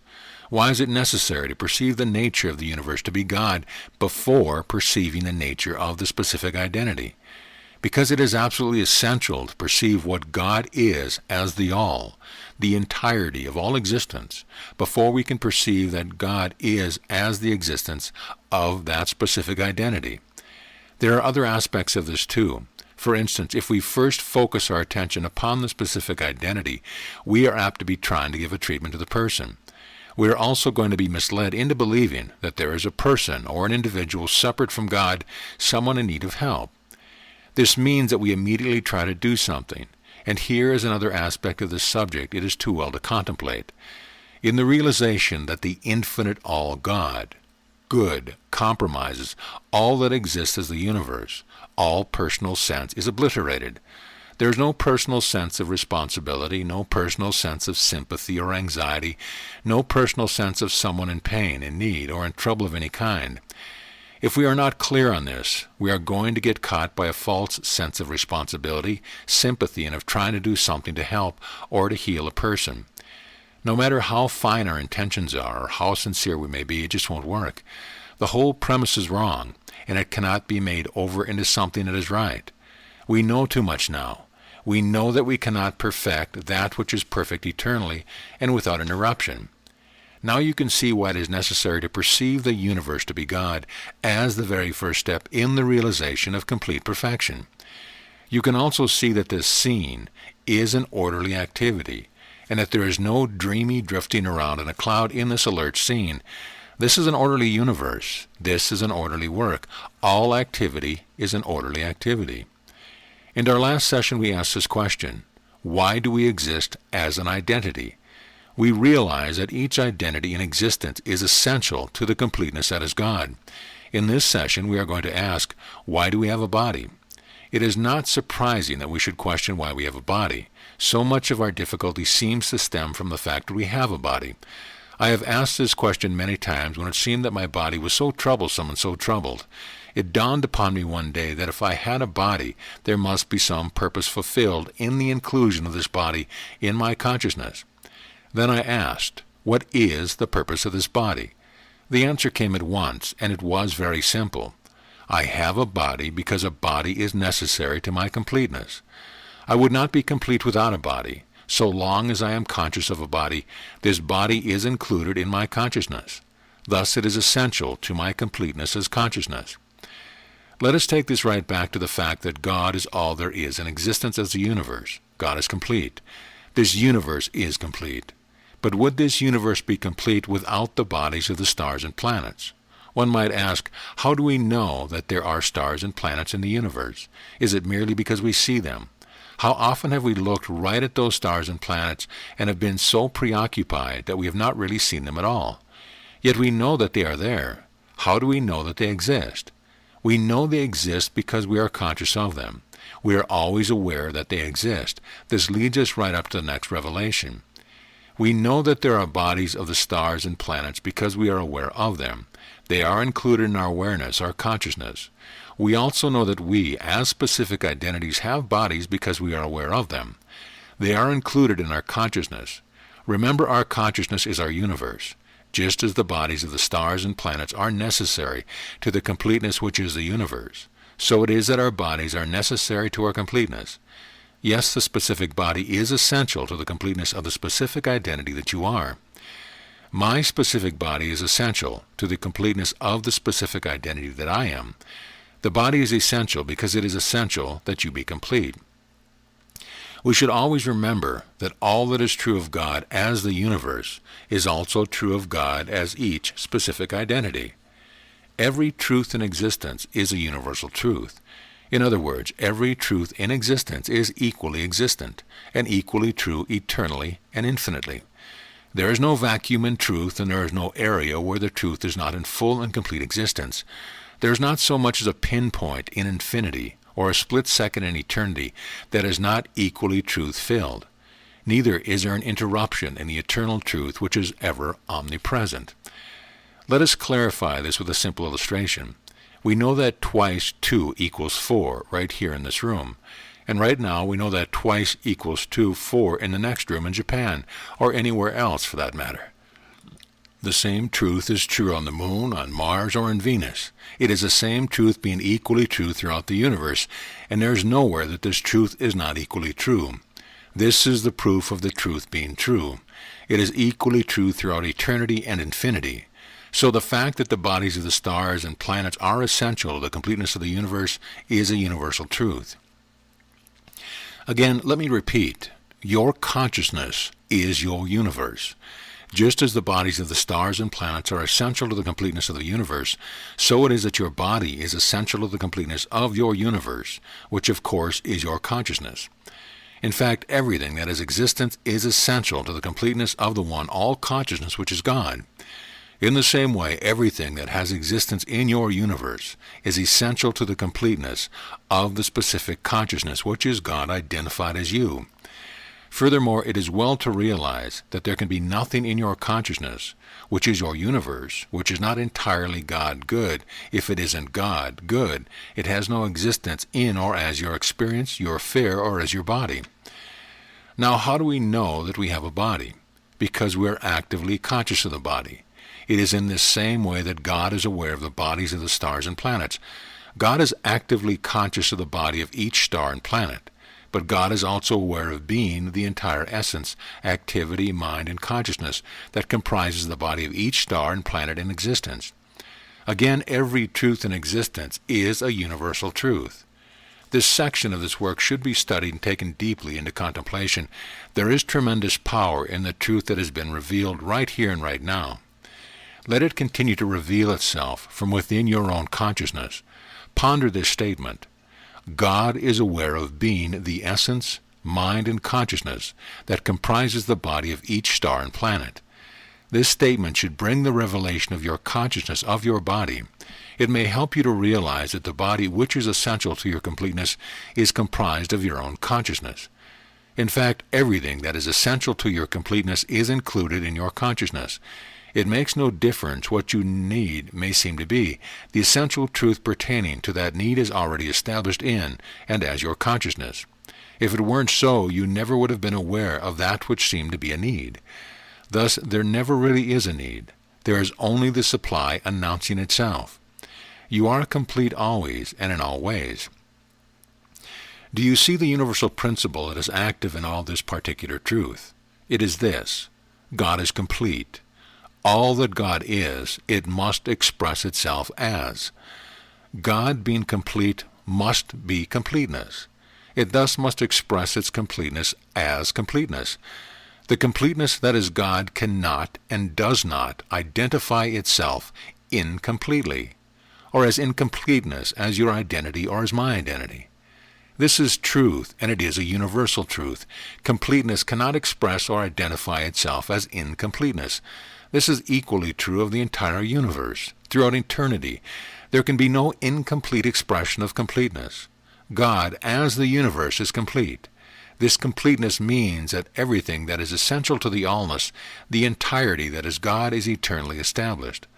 Thus the bodies of the stars and planets are an eternally established truth. If the bodies of the planetary systems were not essential to the completeness that is God, there would be no stars and planets. If the body of each specific identity were not necessary to the completeness of that identity, there would be no such thing as a specific identity being conscious of a body. In fact, there would be no bodies at all. There would be no such thing as a body and no consciousness of a body if body were not essential to the completeness that is God. There would be no substance and form and no consciousness and form if this were not an essential aspect of the completeness that is God. I know that we are now going very deep into this subject, but I also know that you are prepared for this further revelation. Let your consciousness be full open as you contemplate this truth, and you will soon be aware of the complete revelation of this truth of body. Now let us turn to our main question for this session. What is body? Just what is the substance, the form, the activity that is evidenced right here as the body? Is it matter? No. There is no matter. There is no body of matter. God really is all. God really is the only substance, the only life, the only soul, being, and body. And God is not matter. God really is spirit. But what is spirit? How very vague most of the answers are when the questions pertain to the nature of spirit. We are told that we have a spiritual body. We can go further than that. We have a body that is comprised of spirit. But what is spirit? What is the spiritual significance of the word spirit? Of course, spirit is God. But it doesn't help very much to know that God is spirit unless we know what God is as spirit. What is God as spirit? God as spirit is consciousness. Dear friends, this is exactly what we really mean when we say spirit. We mean consciousness. But consciousness is awareness. You wouldn't be aware of anything if you were not conscious. Neither would you be conscious of anything if you are not aware. Spirit, consciousness, awareness are identical. Spirit, consciousness, awareness are all the same essence, and that essence is God. Indeed, we do have a spiritual body. We have a body that is composed of spirit, consciousness, awareness, God. Just think of it. Every time we have said that we had a spiritual body, we were telling the truth. But we just didn't know how far we had to see in order to readily understand the truth we were stating. Now we know. So the only substance in form is consciousness. Consciousness is God. Thus the only substance in form as the body is God, consciousness being aware of what it is. This means God being aware of the eternal, changeless substance, life and being, which it is. And this, dear friend, is the substance, life and form of your body. God is self-conscious. God is aware of being what it is. God is fully conscious of being all that God is. This means that God is fully aware of being itself as all the substance and as all the form in existence. God is aware of being you. God is aware of being all there is of you. God is aware of being your universe, your identity in your body. But God is also aware of being itself as your universe, your identity in your body. Your very awareness of being yourself is simply God being aware of being itself as your awareness. So you see, you do not have a consciousness of yourself other than God being conscious as your consciousness. You do not have an awareness of your body separate and apart from God being conscious of being your body. I am asking you to see very far in this truth now. The substance in form that is the body is really God, conscious of being the eternal perfection it is. God is the substance, the life, the activity, and the form that is your body. Does this startle you? If so, it is only because your eternal perfect body of light has seemed to be obscured. An illusory picture of body seems to have been superimposed, making it appear that the body is dense, heavy, changing, temporal matter. Believe me, my friends, when I tell you that there is no such body. In the Bible it states that there is one body and one spirit, and this one is God. This is the body referred to in Luke 11:34. Therefore, when thy eye is single, thy whole body also is full of light.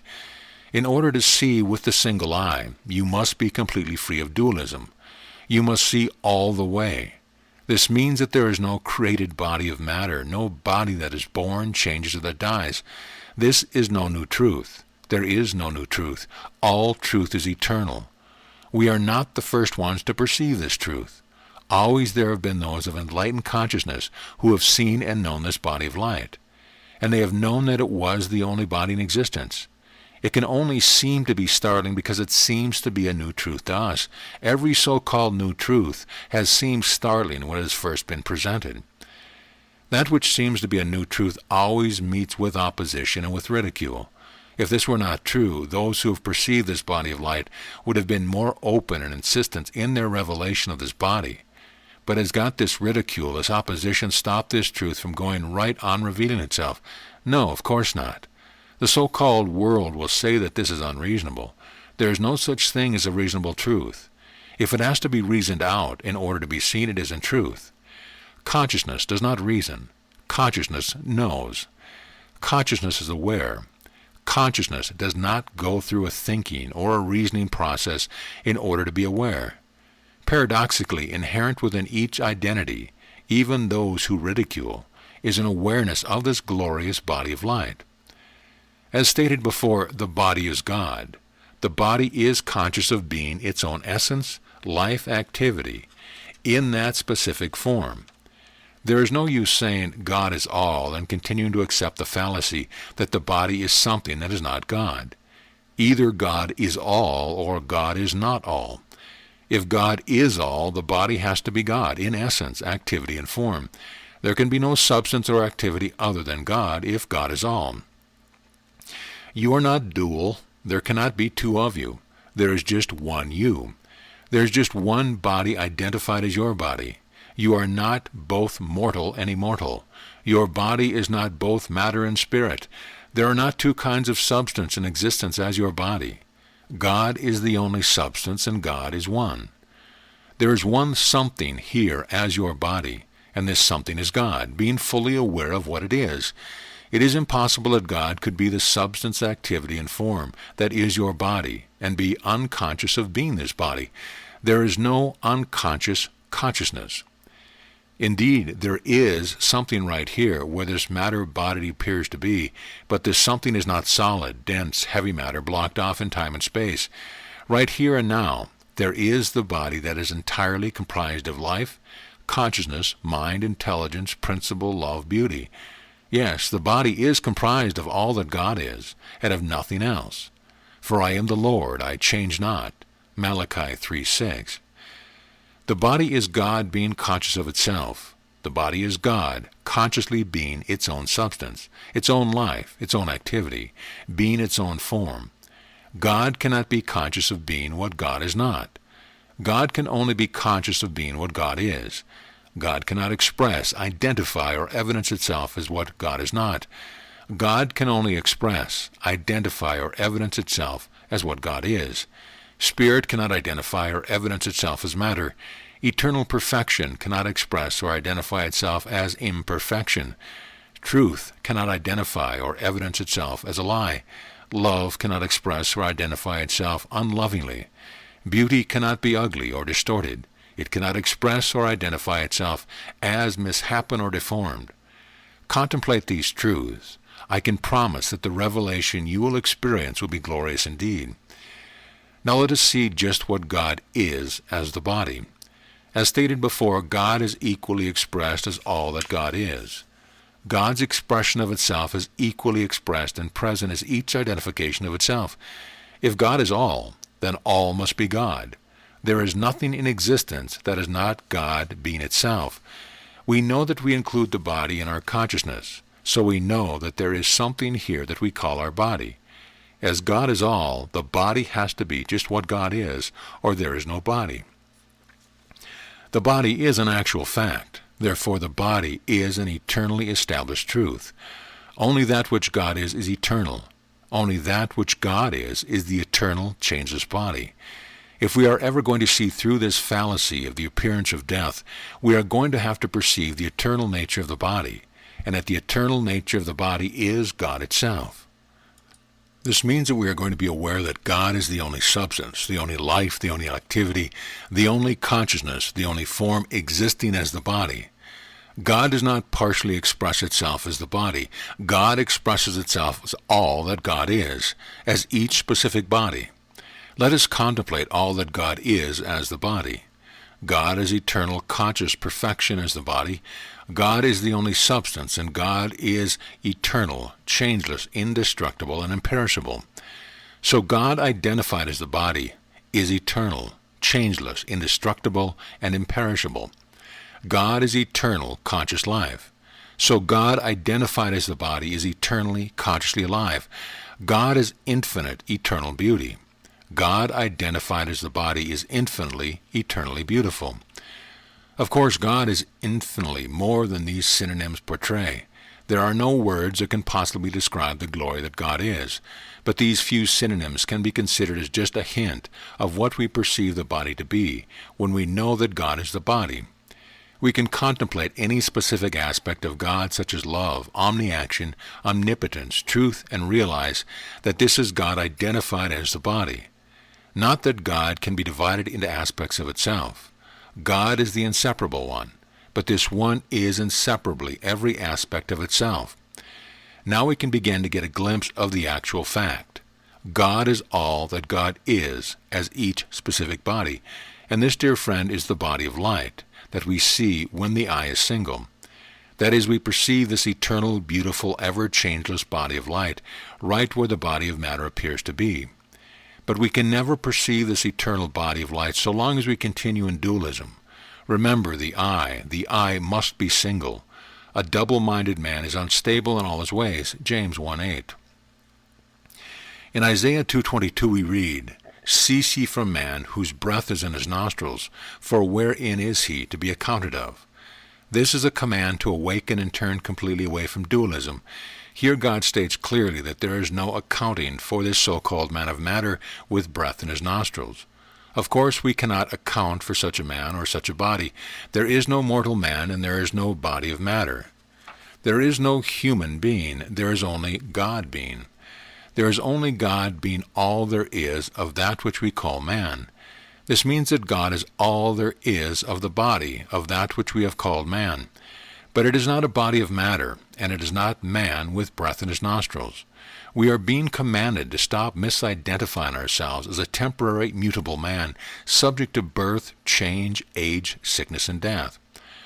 Again in Isaiah 43:1 we find God saying, "I have called thee by thy name, thou art mine." The spiritual significance of the word name is identity.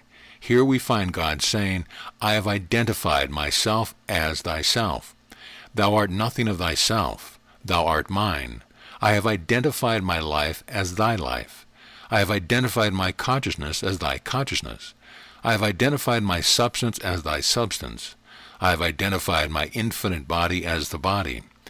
So you see, dear friends, it is impossible to claim our identity in the name of Almighty God unless we know that God is our complete identity, including all that exists as the body. There is another aspect of this truth that is all vitally important for us to realize. God is self-conscious. God is aware of being all that it is. God is aware of being itself as each specific identity. God is aware of being just what God is, identified as the entire substance, life, activity, and form that is the body. In other words, God does not unconsciously identify itself as the body. On the contrary, God is completely aware of being all that God is as each specific identity. Do you see what this means? It means that the body is alive because it is life. The body is conscious because it is consciousness. The body is supremely intelligent because it is supreme intelligence. The body is perfect because it is perfection. The body is eternally, consciously alive because it is eternal, conscious life. The body is eternally perfect because it is eternal, conscious perfection. The activity or functions of the body are eternally, consciously perfect because all activity is intelligence in uninterrupted action. Thus your body is its own consciousness of being eternal, changeless perfection, and it is conscious of nothing else.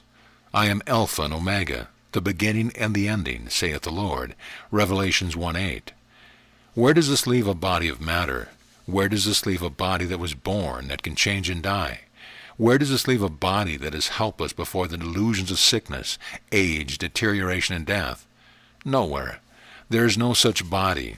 There is no consciousness of any kind of body that sickens, gets out of order, develops foreign growth, that deteriorates, suffers, and die. In our textbook, The Ultimate, there is a reference to a boy who was hypnotized. Under hypnosis, he was convinced that an apple was fastened to the end of his nose. Was it really there? Did it actually have substance, form, and color? Was the boy really conscious of it? No. It is true the non-existent apple appeared to be very real at the moment. It appeared to have substance, form, and color. But the point to remember is this: that apple only appeared real to the illusory sense that was masquerading in the guise of the misidentity. The genuine and only identity that was that boy never saw or felt an apple fastened to the end of his nose. So it is with us. Our genuine and only identity has no awareness of a dense, heavy, solid body of matter. When we are in illumination, when we are enlightened consciousness, we know what our body really is, and we have no awareness of a material body. There is another important point to consider concerning the genuine and only body. It has never sinned. There is no sinner, and there is no sinning body. Jesus knew this so well. In John 8:46 we find Jesus asking this question, "Which of you convinceth me of sin?" Jesus did not condemn or feel superior. He knew that the mind, the consciousness, and the body were the same substance, and that substance was of purer eyes than to behold evil. Habakkuk 1:13. Every one of us will come to that perfection, that there is neither a personal sinner nor a personal saint. There is only God, being God, as each specific one of us. If we persist in accepting the illusion of sin and a sinner, how are we going to help the one who comes to us bowed down with self-condemnation? If someone comes to us and says, "I'm just powerless against this evil. I'm just a miserable sinner. What am I going to do?" Are we going to help this one by agreeing that he is a miserable sinner? No. I have seen wonderful things take place when the so-called sinner realized that he had no human past in which he had sinned, that he had no weak body of matter that was constantly craving the things of the flesh. I have seen that which was called healing suddenly realized when the false sense of self-condemnation was eliminated and the glorious pure consciousness was revealed. There is no one who can tell me and make me believe that he is a sinner. I know better. I know that the truth of pure, perfect conscious being and body has proved itself to be true. Only that which is true, the actual fact, can prove itself to be true. There is no sin, there is no sinner, and there is no sinful body. Of course, we do not honor the illusion of evil by bowing down to its seeming temptation. We know that there is no personal evil, even as there is no personal good. We refuse to identify ourselves with it. This no longer seems to associate ourselves with our identity. It is not an aspect of our consciousness, and it can have no existence in our universe. Again, our consciousness is our universe. We maintain the same attitude toward the enticement of so-called evil that we evidence toward the temptation to be ill. Neither sin nor sickness has any existence. Thus one can be no more genuine than is the other. We do not condemn ourselves for the dream we seemed to experience last night. We know that we never were in the dream, and that the illusory substance and activity of the dream were not our substance or activity. We dismiss it for the nothingness that it was. We do not fear it, we do not condemn it, and we do not try to overcome it. We just know that it is completely false and has nothing to do with us. This ends the matter, and this is a wonderful way to perceive the nothingness of the illusion of sin and a sinner. Let us return to the question, what is God as the body? We have discovered that God is eternal, conscious, perfect life. Eternal life can have no beginning and no ending. If it could, it would not be eternal life. We have also learned that this conscious life is the very substance and activity of the body. But now we must ask ourselves, does eternal consciousness life ever begin to be life as the body? Does eternal conscious life cease being life as the body? The answer to both questions must be an emphatic no. There is no aspect of eternal life that can begin or end. The body is that specific aspect of eternal life that is essential to our completeness. If the body is necessary to our completeness right now, it is eternally necessary in our completeness. Thus we eternally include the body in our consciousness, and we could never exist without the body. This has nothing to do with the body of matter. There is no body of matter. There is no such thing as a body of matter that is born or that sickens, ages, or dies. We cannot stress this point too much. There is no matter. God is all. How can there be a temporal body? There can't be. There isn't. There is no body that is born. There is no body that dies. We read in the Bible of those upon whom the second death hath no power. Who are those upon whom the second death hath no power? Those of us who know that we were never born. A great spiritual light once said, "The first death may well be that which we interpret as birth." Certain it is that the illusory world of matter is but an illusory distortion of the genuine and only universe which is God. That which is called birth may very well be compared to the acceptance of the illusion called death. If we perceive clearly that we were never born, never experienced the first death, we can also see that there is no second death. So what is life? Life is activity. We would have no awareness of life if there were no activity. But in order that we perceive activity, there must be something to be active. There is, and this something is God, mind, soul, spirit, consciousness. All activity is God in action. But remember, God is a purposeful God. God in action means that God is fulfilling its purpose as its activity. All activity is purposeful activity. All activity is God fulfilling its purpose in being that activity. The activity that is going on in and as your body this instant is God fulfilling its purpose in being that activity. Life is activity. God's purpose in being activity, in being life, is to live, to be alive. God is eternal life. God fulfills its purpose as eternal life by being eternally alive, eternally active, as the activity of your body.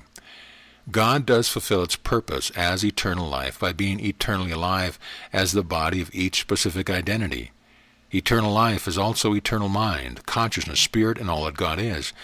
This eternal life, mind, consciousness, spirit, and all that God is the very substance, activity, and form that is your body this instant. Life does not begin to be alive as a life that comprises the body. Consciousness does not begin to be conscious as the consciousness that comprises the body. Mind, intelligence, does not begin to be intelligent as the mind that comprises the body. Principle, self-government, does not begin to be self-governing as the self-government that comprises the body. Conscious, intelligent, perfect, eternal life does not begin to be conscious, intelligent, perfect, eternal life as the very substance, form, and activity that comprises the body. That which has no beginning can have no ending. The body is not a vehicle into which life enters at birth, and from which it departs at death. If life entered the body, it could also leave the body. The body is not a vehicle through which life, intelligence, consciousness is active for a little while only to suddenly depart. This is entirely a falsification about life, but it has nothing to do with life at all. Neither has it anything to do with the body that is composed of life and all that God is. If life could enter the body and depart from the body, we would have life, God entering something that is other than itself, and departing from that something. If God could enter and depart from something that is not God, then God is not all. When we say God is all, let us go all the way in our realization of what we are saying. Let us realize that the only substance, life, activity, form in existence is wholly God and nothing else. If we cannot do this, it is better for us to stop saying God is all. There are many who will tell you that the body is consciousness. Well, this is true, and it is good as far as it goes, but it doesn't go far enough. When we say all, let us mean all. When we say God is all consciousness, let us be sure that we are including in that realization all the life, mind, soul, truth, love, principle, and really all that God is. God is inseparably one. Life, consciousness, mind, soul, spirit, love, it cannot be divided. God the all cannot be divided into parts or into partials. All means all. There is no lesser or greater all. Now when we say God, we can know that we have said all that God is. It doesn't do much good to say these truths unless we know and feel the indescribable depth and power of what we are saying. We feel and experience this glorious depth and power when we go all the way in our perception. There is no consciousness without life. There is no life without consciousness. There is no unconscious life, and no inactive consciousness. Life and consciousness are one. There is no involuntary activity. All activity is voluntary, for all activity is mind, intelligence, and action.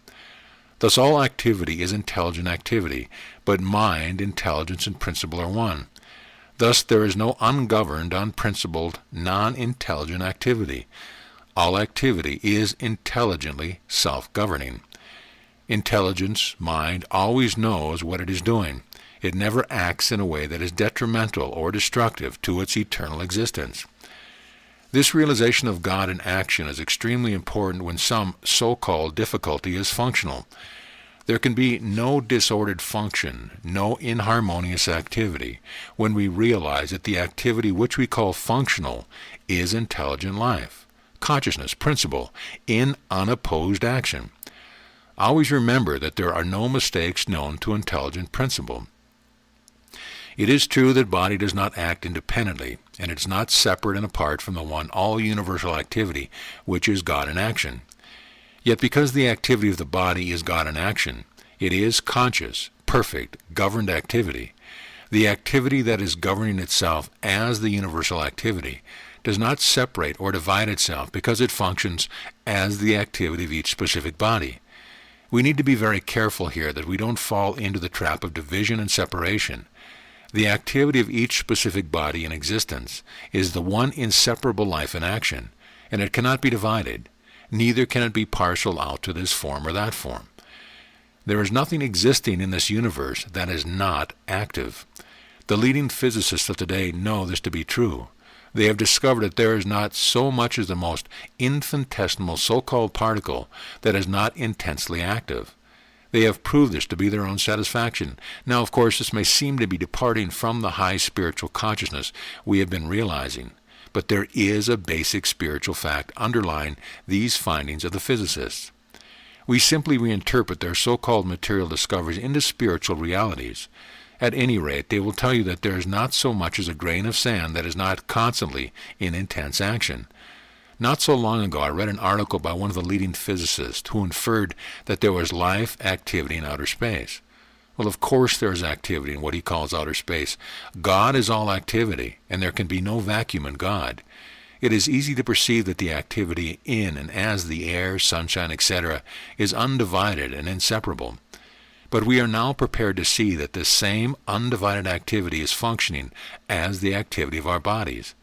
If we can see this from the impersonal standpoint of the universal activity, it releases us from the fears and beliefs attendant upon a false sense of personal bodily activity. Thus we can get the little I out of the way and perceive the undivided, impersonal God, life in action in and as our bodies. I have seen wonderful proof of this truth, and you will also see this truth prove itself. Suppose that life activity in the heavens were divided. Suppose that each star and planet had intelligence, life and power of itself, independent of the all-intelligent life and power. You know what the result would be. There would be chaos. If just one planet in our galaxy was capable of acting and decided to act of itself, our entire planetary system would be disrupted. It never occurs to us that we can change or help the activities of the stars and planets.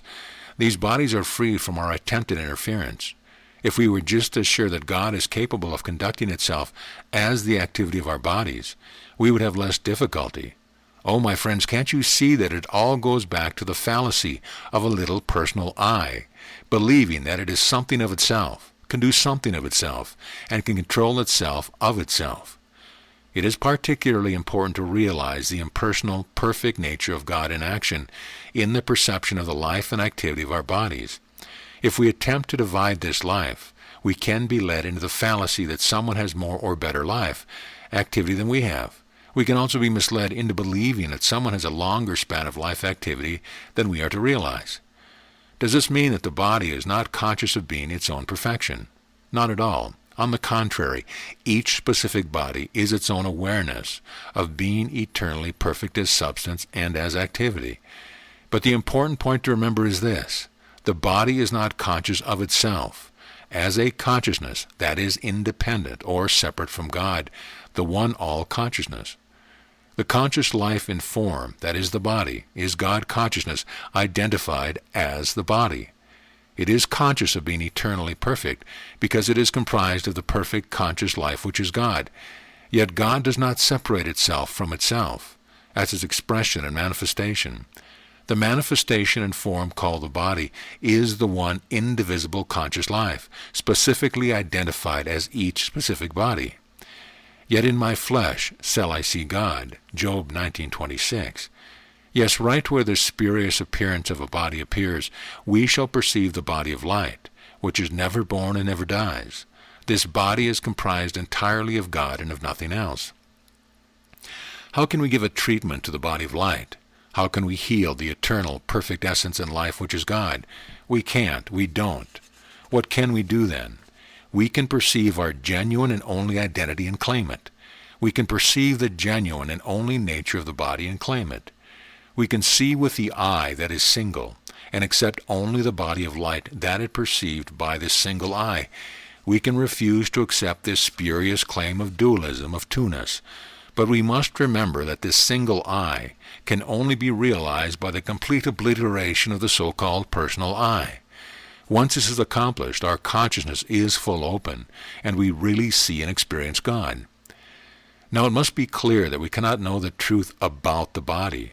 We can only know the truth we are knowing is the body itself. Yes, the body is the truth. When Jesus said, "I am the truth," John 14:6, he was not leaving his body out of the statement. He knew that his body was essential to the completeness of his identity. He knew that if he was the truth, his body also had to be the truth, because his body was comprised of the very conscious life which comprised his entire being. Thus it is with us. We too can say, "I am the truth." We also know that our body is comprised of the very essence that comprises our entire being. So we know that our body is its own truth. If we know the truth, our body has to know this same truth, because our only body is conscious life identified as our body. Do you see what this means? It means that the body is completely aware of what it is. This awareness of its perfection is constant and without interruption. Every aspect of the body, every so-called cell of the body, if we must name it, is conscious, perfect life, fully aware of being eternal, changeless, and without interruption. The body knows what it is because the body is God, aware of being itself, aware of being what it is. Let there be no misunderstanding here. We are not speaking of a body of matter that can know anything, either good or bad. In fact, there is no body of matter, because there is no matter. That which is called matter has no substance, no activity, no form. Neither has it intelligence, consciousness, or life. In fact, it has nothing, because it is nothing. But there is something here instead of a body of matter, and we are discovering what that something is. It is God and nothing else but God. So often I am asked, is my consciousness confined to the body? Well, I don't think that we need to answer that question here. I am sure that all of us know that our consciousness, our life, is unconfined, illimitable, immeasurable. The body is but one aspect of the infinitude that is our consciousness. We could call it a sort of a focal point. We could call it a center, excepting that the word center implies a circumference, and there can be no circumference in infinitude. Any attempt to explain the body by the use of the so-called material examples must always be faulty. Yet it does help to clarify some specific point. So let us consider the following example. The light in the electric light bulb. Please disregard completely the light element or the flow or current through the wires. We are only concerned with the light itself. Seems to be the focal point of the light. Yet it is not confined to the very light bulb. The light that lights the entire room is the very same light that is focused in the bulb. There is no division in this light. The bulb does not separate the light in the bulb from the light in the room. They are one and the same. The essence and the activity of the light is the same essence and activity. This will give us a hint, though a faulty one, of the way in which the conscious life that is the body is also the conscious life that comprises our entire universe. There is a tremendous truth in this fact, but we must perceive it. Never are we confined. Never are we limited or restricted. One of the most important words in my vocabulary is freedom. I insist upon being free, and I also insist upon leaving everyone else completely free. This is why I will not have an organization. This is why I will not function as a leader. This is why I say to each and every one of you, you are free. Read anything you like, attend any lectures, read any publications, take any class you like. There is something of truth in all of them. There is no one who can tell you what is your particular truth at the moment. You are the only one who can know that. Your own particular response will be to whatever should be revealed as your particular truth at the moment. There is a fundamental truth in this necessity for freedom. It is this. Only in complete freedom can we discover our God being. If we are bound by words, the writing or the organization of others, we are not free to hear the voice of our own God being. This does not mean that we do not read spiritual writing, neither do we stop attending inspiring lectures and classes. But it does mean that we do not bind ourselves to any leader or just one teacher. We do not restrict ourselves to the writing of just one author. We do not let organizations limit and control us. Know ye not that you are the temple of God, 1 Corinthians 3:16. Your body is the temple of life, the consciousness which is God, and indeed God is in his temple. Moreover, God is his temple. God is the whole of his temple, which is your body. Your body is completely composed of what God is and of nothing else. I am sure that there are many of us who have seen this beautiful body of light when you have been in illumination. This is the body that is imperishable and changeless. Once we have seen it, we can never doubt it either. While we are on the subject of body, we must consider the word beauty. We know that God is infinite beauty. We know that this infinite beauty must be manifested as every identity which is God identified. Well, the body is God identified. All that God is identified as each specific identity. All that God is identified as the body. God is the beauty of perfection, and God, as the beauty of perfection, is identified as the body itself. How can the body be less than beautiful? It can't. It isn't. The body is the beauty that is God manifested as the form and the substance that is the body. This point is extremely important in realizing the nature of your only body. Always know that all that God is identified as the body. Thus, the body is entirely comprised of life, truth, love, beauty, perfection, intelligence, consciousness. In fact, only that which is God can constitute the body. How then can the body manifest anything that is foreign to God, such as an abnormal growth or an inharmonious condition of any kind? The body can evidence only that which is essential to its completeness and its complete perfection. Nothing is added to this body of light. Nothing is subtracted from it. Nothing is ever changed in this body of changeless truth. Nothing ever begins or ends as this eternal body of life. Nothing ever becomes inactive or as the body of intelligence. Nothing exists in or as this body of eternal conscious perfection that can interfere with or obscure its self-conscious perfection. This glorious body is its own immunity to every false claim of inharmony of any kind. It is its own immunity because it is conscious of being the eternal perfection which it is. It can have no other awareness. In fact, there is no other awareness for it to have. Let us again return to the body of light. Do you know that the body is its own light? It is its own enlightenment, its own enlightened consciousness. Let us make one more comparison with the light in the electric light bulb. When we observe the light, we do not dwell on the bulb. Oh, we know that it is there, but we are not specifically aware of the bulb. Our concern is entirely with the light. The bulb doesn't intrude itself. It makes no demands upon us, neither does it pester us. We do not dwell on the bulb. We know what it is, and we don't bother any more about it. This is the way it is with our bodies when we really know what comprises them. We are aware that they are here. We know that there is essence, outline, form, but we are not concerned with it. We don't focus our attention upon it. It doesn't intrude upon our consciousness. We don't dwell on the body. Once we know what compromises the body, our only concern is in seeing and being the light that comprises all there is of us, including the body.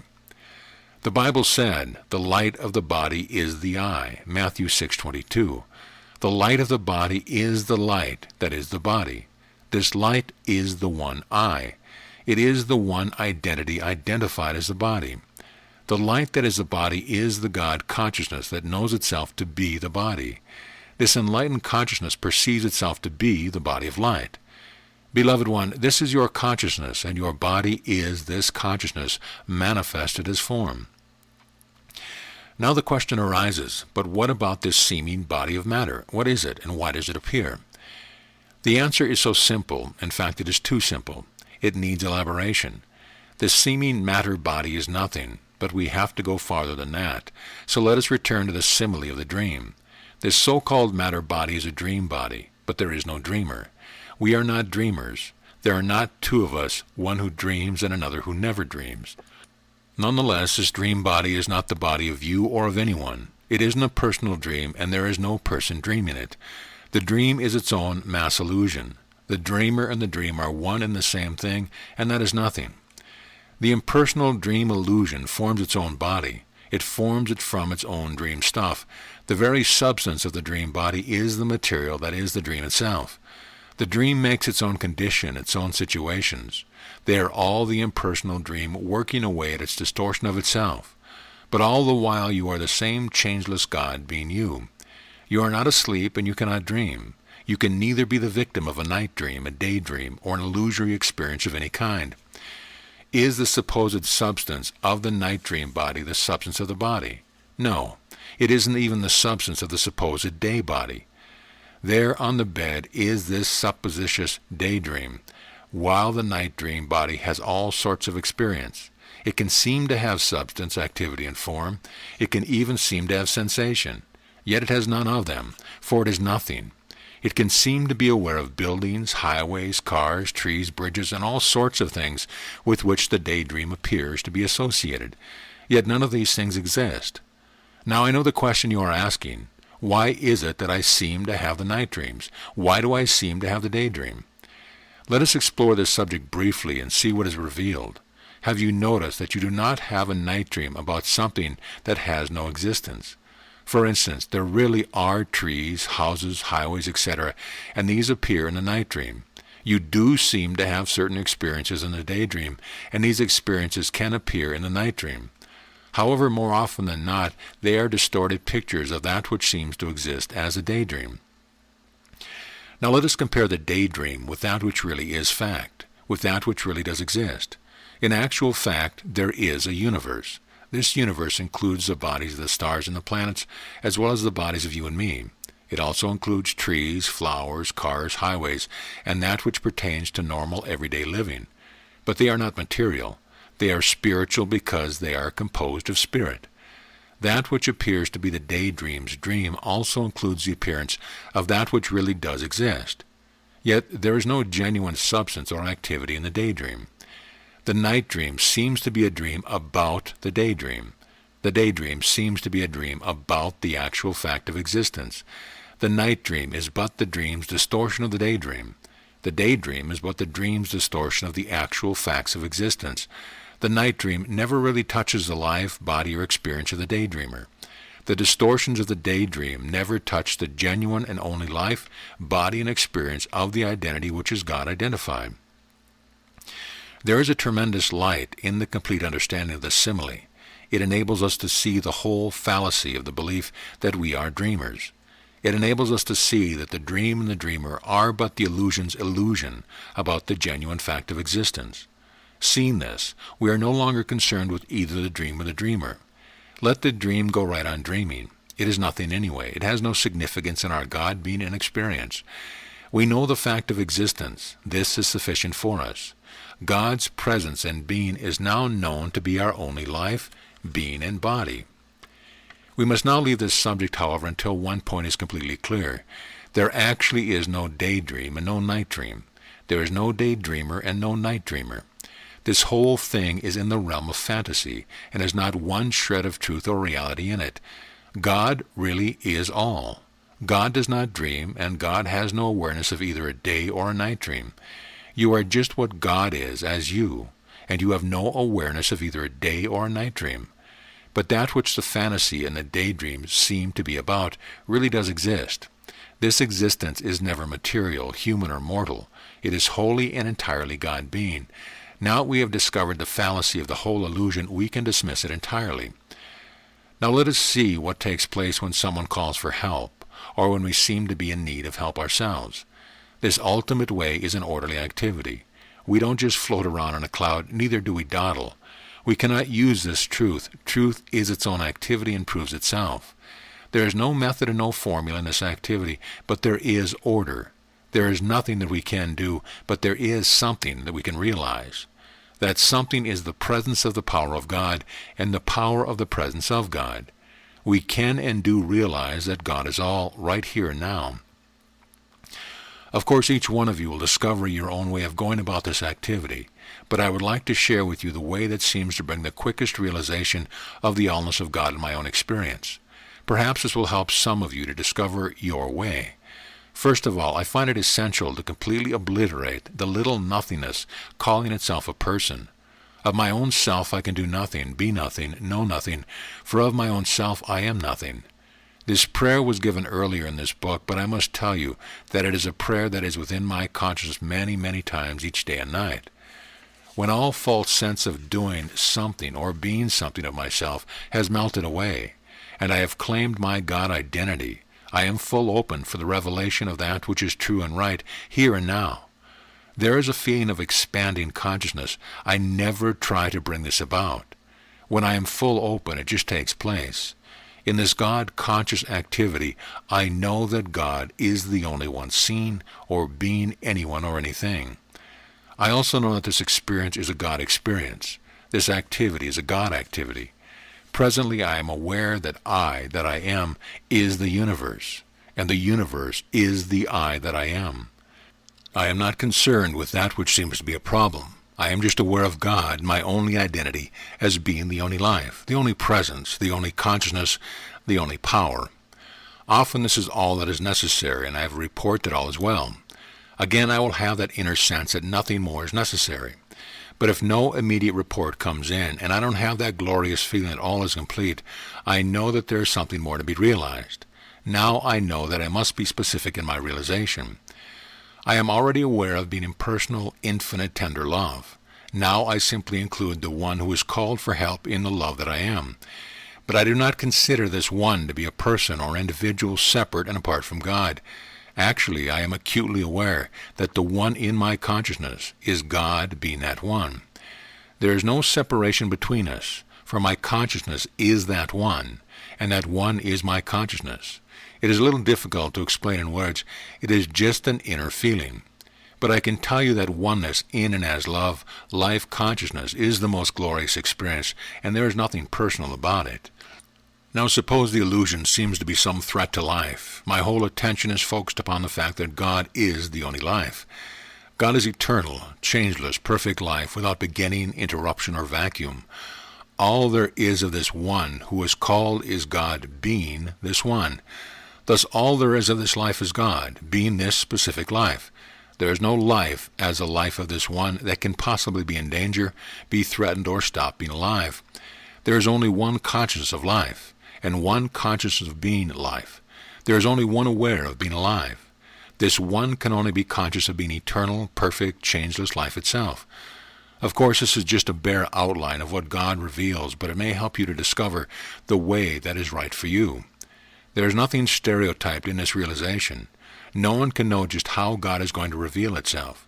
Perhaps the very next occasion I have to realize eternal life, God will reveal itself in an entirely different aspect. It may have to do with activity or functioning. It may have to do with essence or love. But I remain full open, knowing that God is revealing whatever is necessary at the moment. This same truth remains true if the so-called treatment is self-treatment. I do not like the word treatment. It implies something to do and something in need of treating. The words revelation or realization better explain what takes place. God simply reveals a specific truth that does exist, instead of the illusion that appeared to exist. You can see that there is no person and no sense of person in this activity. The fact that I have been specific does not mean that I have considered this one as a person, or even as an individual apart from God. It is all a matter of consciousness and has nothing to do with a person or a human being. God sometimes reveals its truth in words. God will reveal itself in whatever way seems necessary at the moment, sometimes audibly, sometimes inaudibly. But the words generally have this meaning. I am all there is of this one. I am the Lord, there is nothing else. There is none beside me. There is no one existing but the I that I am. It is a wonderful experience when God speaks and you know that all is well. If the difficulty should be something pertaining to business affairs, I follow the same orderly procedure. God reveals the principle, the government that it is, in all activity. In business and in so-called human relationships and friendships, God reveals itself as the principle, the love, the intelligence, the consciousness functioning in and as the stars and planets, in and as each identity. So very often God will reveal some truth in this way. This is why it is well to realize that every truth is a universal truth. God is the universe, and God is all that functions in and as the universe. Should the seeming problem be a sick body, God will reveal what it is as the body. You may find God revealing itself as the bodies of the stars and planets. If the difficulty seems to be functional, God may reveal its undeviating, unobstructed, irresistible activity as the activity of the bodies of the stars and planets. Of one thing you may be certain. God will reveal itself in just the right way at the moment. If there should be some seeming difficulty about supply, God will reveal itself in some way as completeness. You will perceive that God is complete as each identity. This completeness means that all that is essential to complete free living is already present and manifest in and as the unlimited, unrestricted nature of the universe. God will reveal that it is complete, all. God will reveal that this completeness means complete awareness of abundance of all that could possibly be essential to joyous free living. Oh, there is so much more that God will reveal, but all of this is already inherent within your God consciousness, and it will reveal itself. Dear ones, I can assure you of one thing.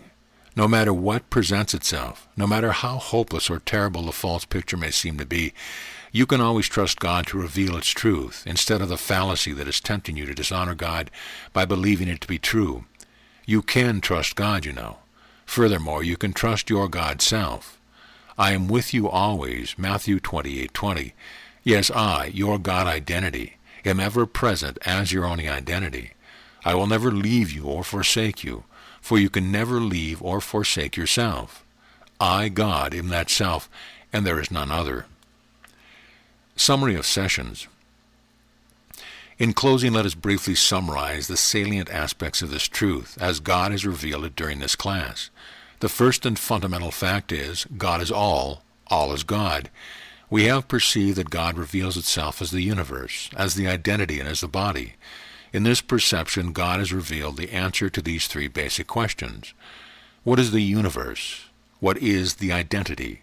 What is the body? We have discovered that the universe is God, the identity is God, and the body is God. There is nothing existing that is not God. The universe, the identity, and the body are all one essence, one activity, one being. The universe, the identity, and the body are the same life, consciousness, love, beauty, essence, and activity. God comprising the one universe, the one identity. The one body does not separate or divide itself by reason of its distinct aspects of itself as the universe. God remains God as the manifestation of itself as the specific identity.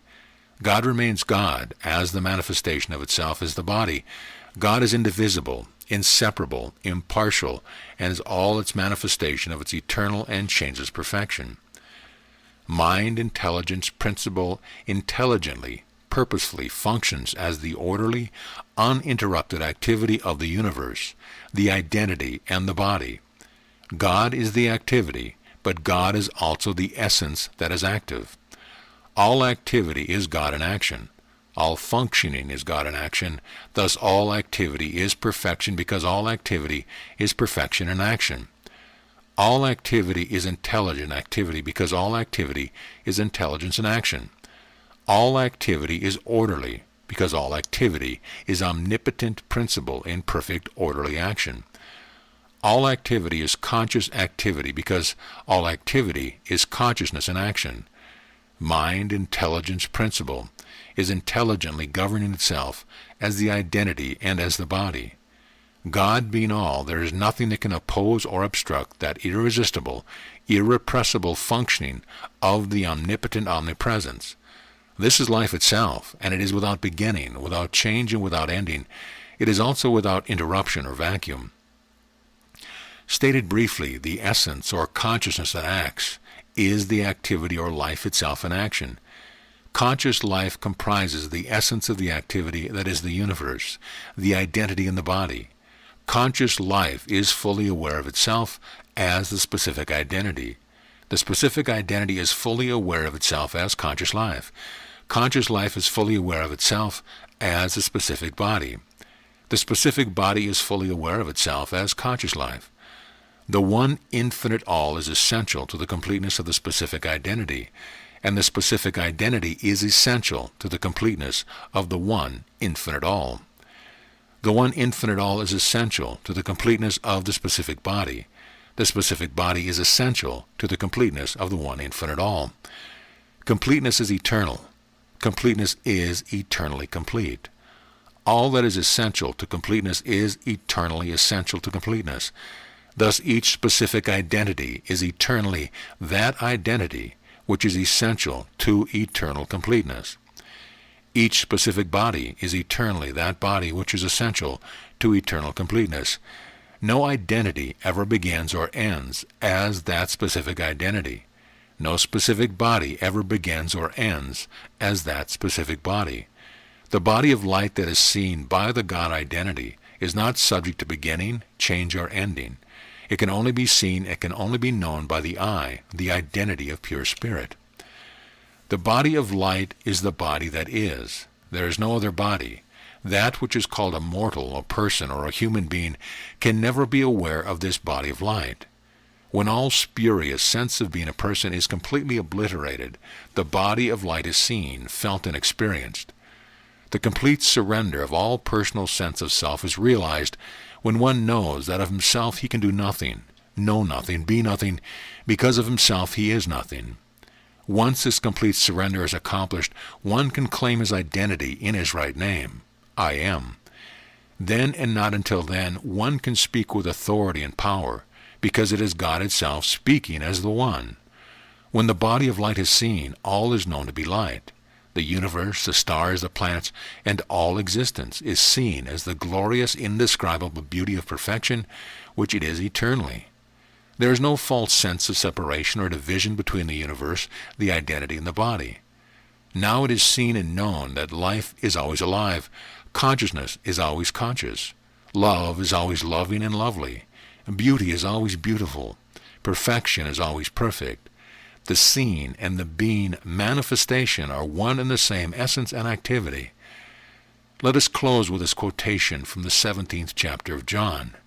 And all mine are thine, and thine are mine, and I am glorified in them, that they may be one, as thou, Father, art in me, and I in thee, that they also may be one in us. Now we can joyously proclaim, I am thou, and thou art me. And the I that I am is the only identity in existence. Thine is the kingdom and the power, O God, and thou art exalted as the all of all. As thy light I shall see light, and the light I see, that light shall I know continuously, for I am that I am. End of section, end of book. This audio presentation of 3 Essential Steps by Marie S. Watts has been brought to you by audioenlightenment.com. Copyright 2015. All rights reserved.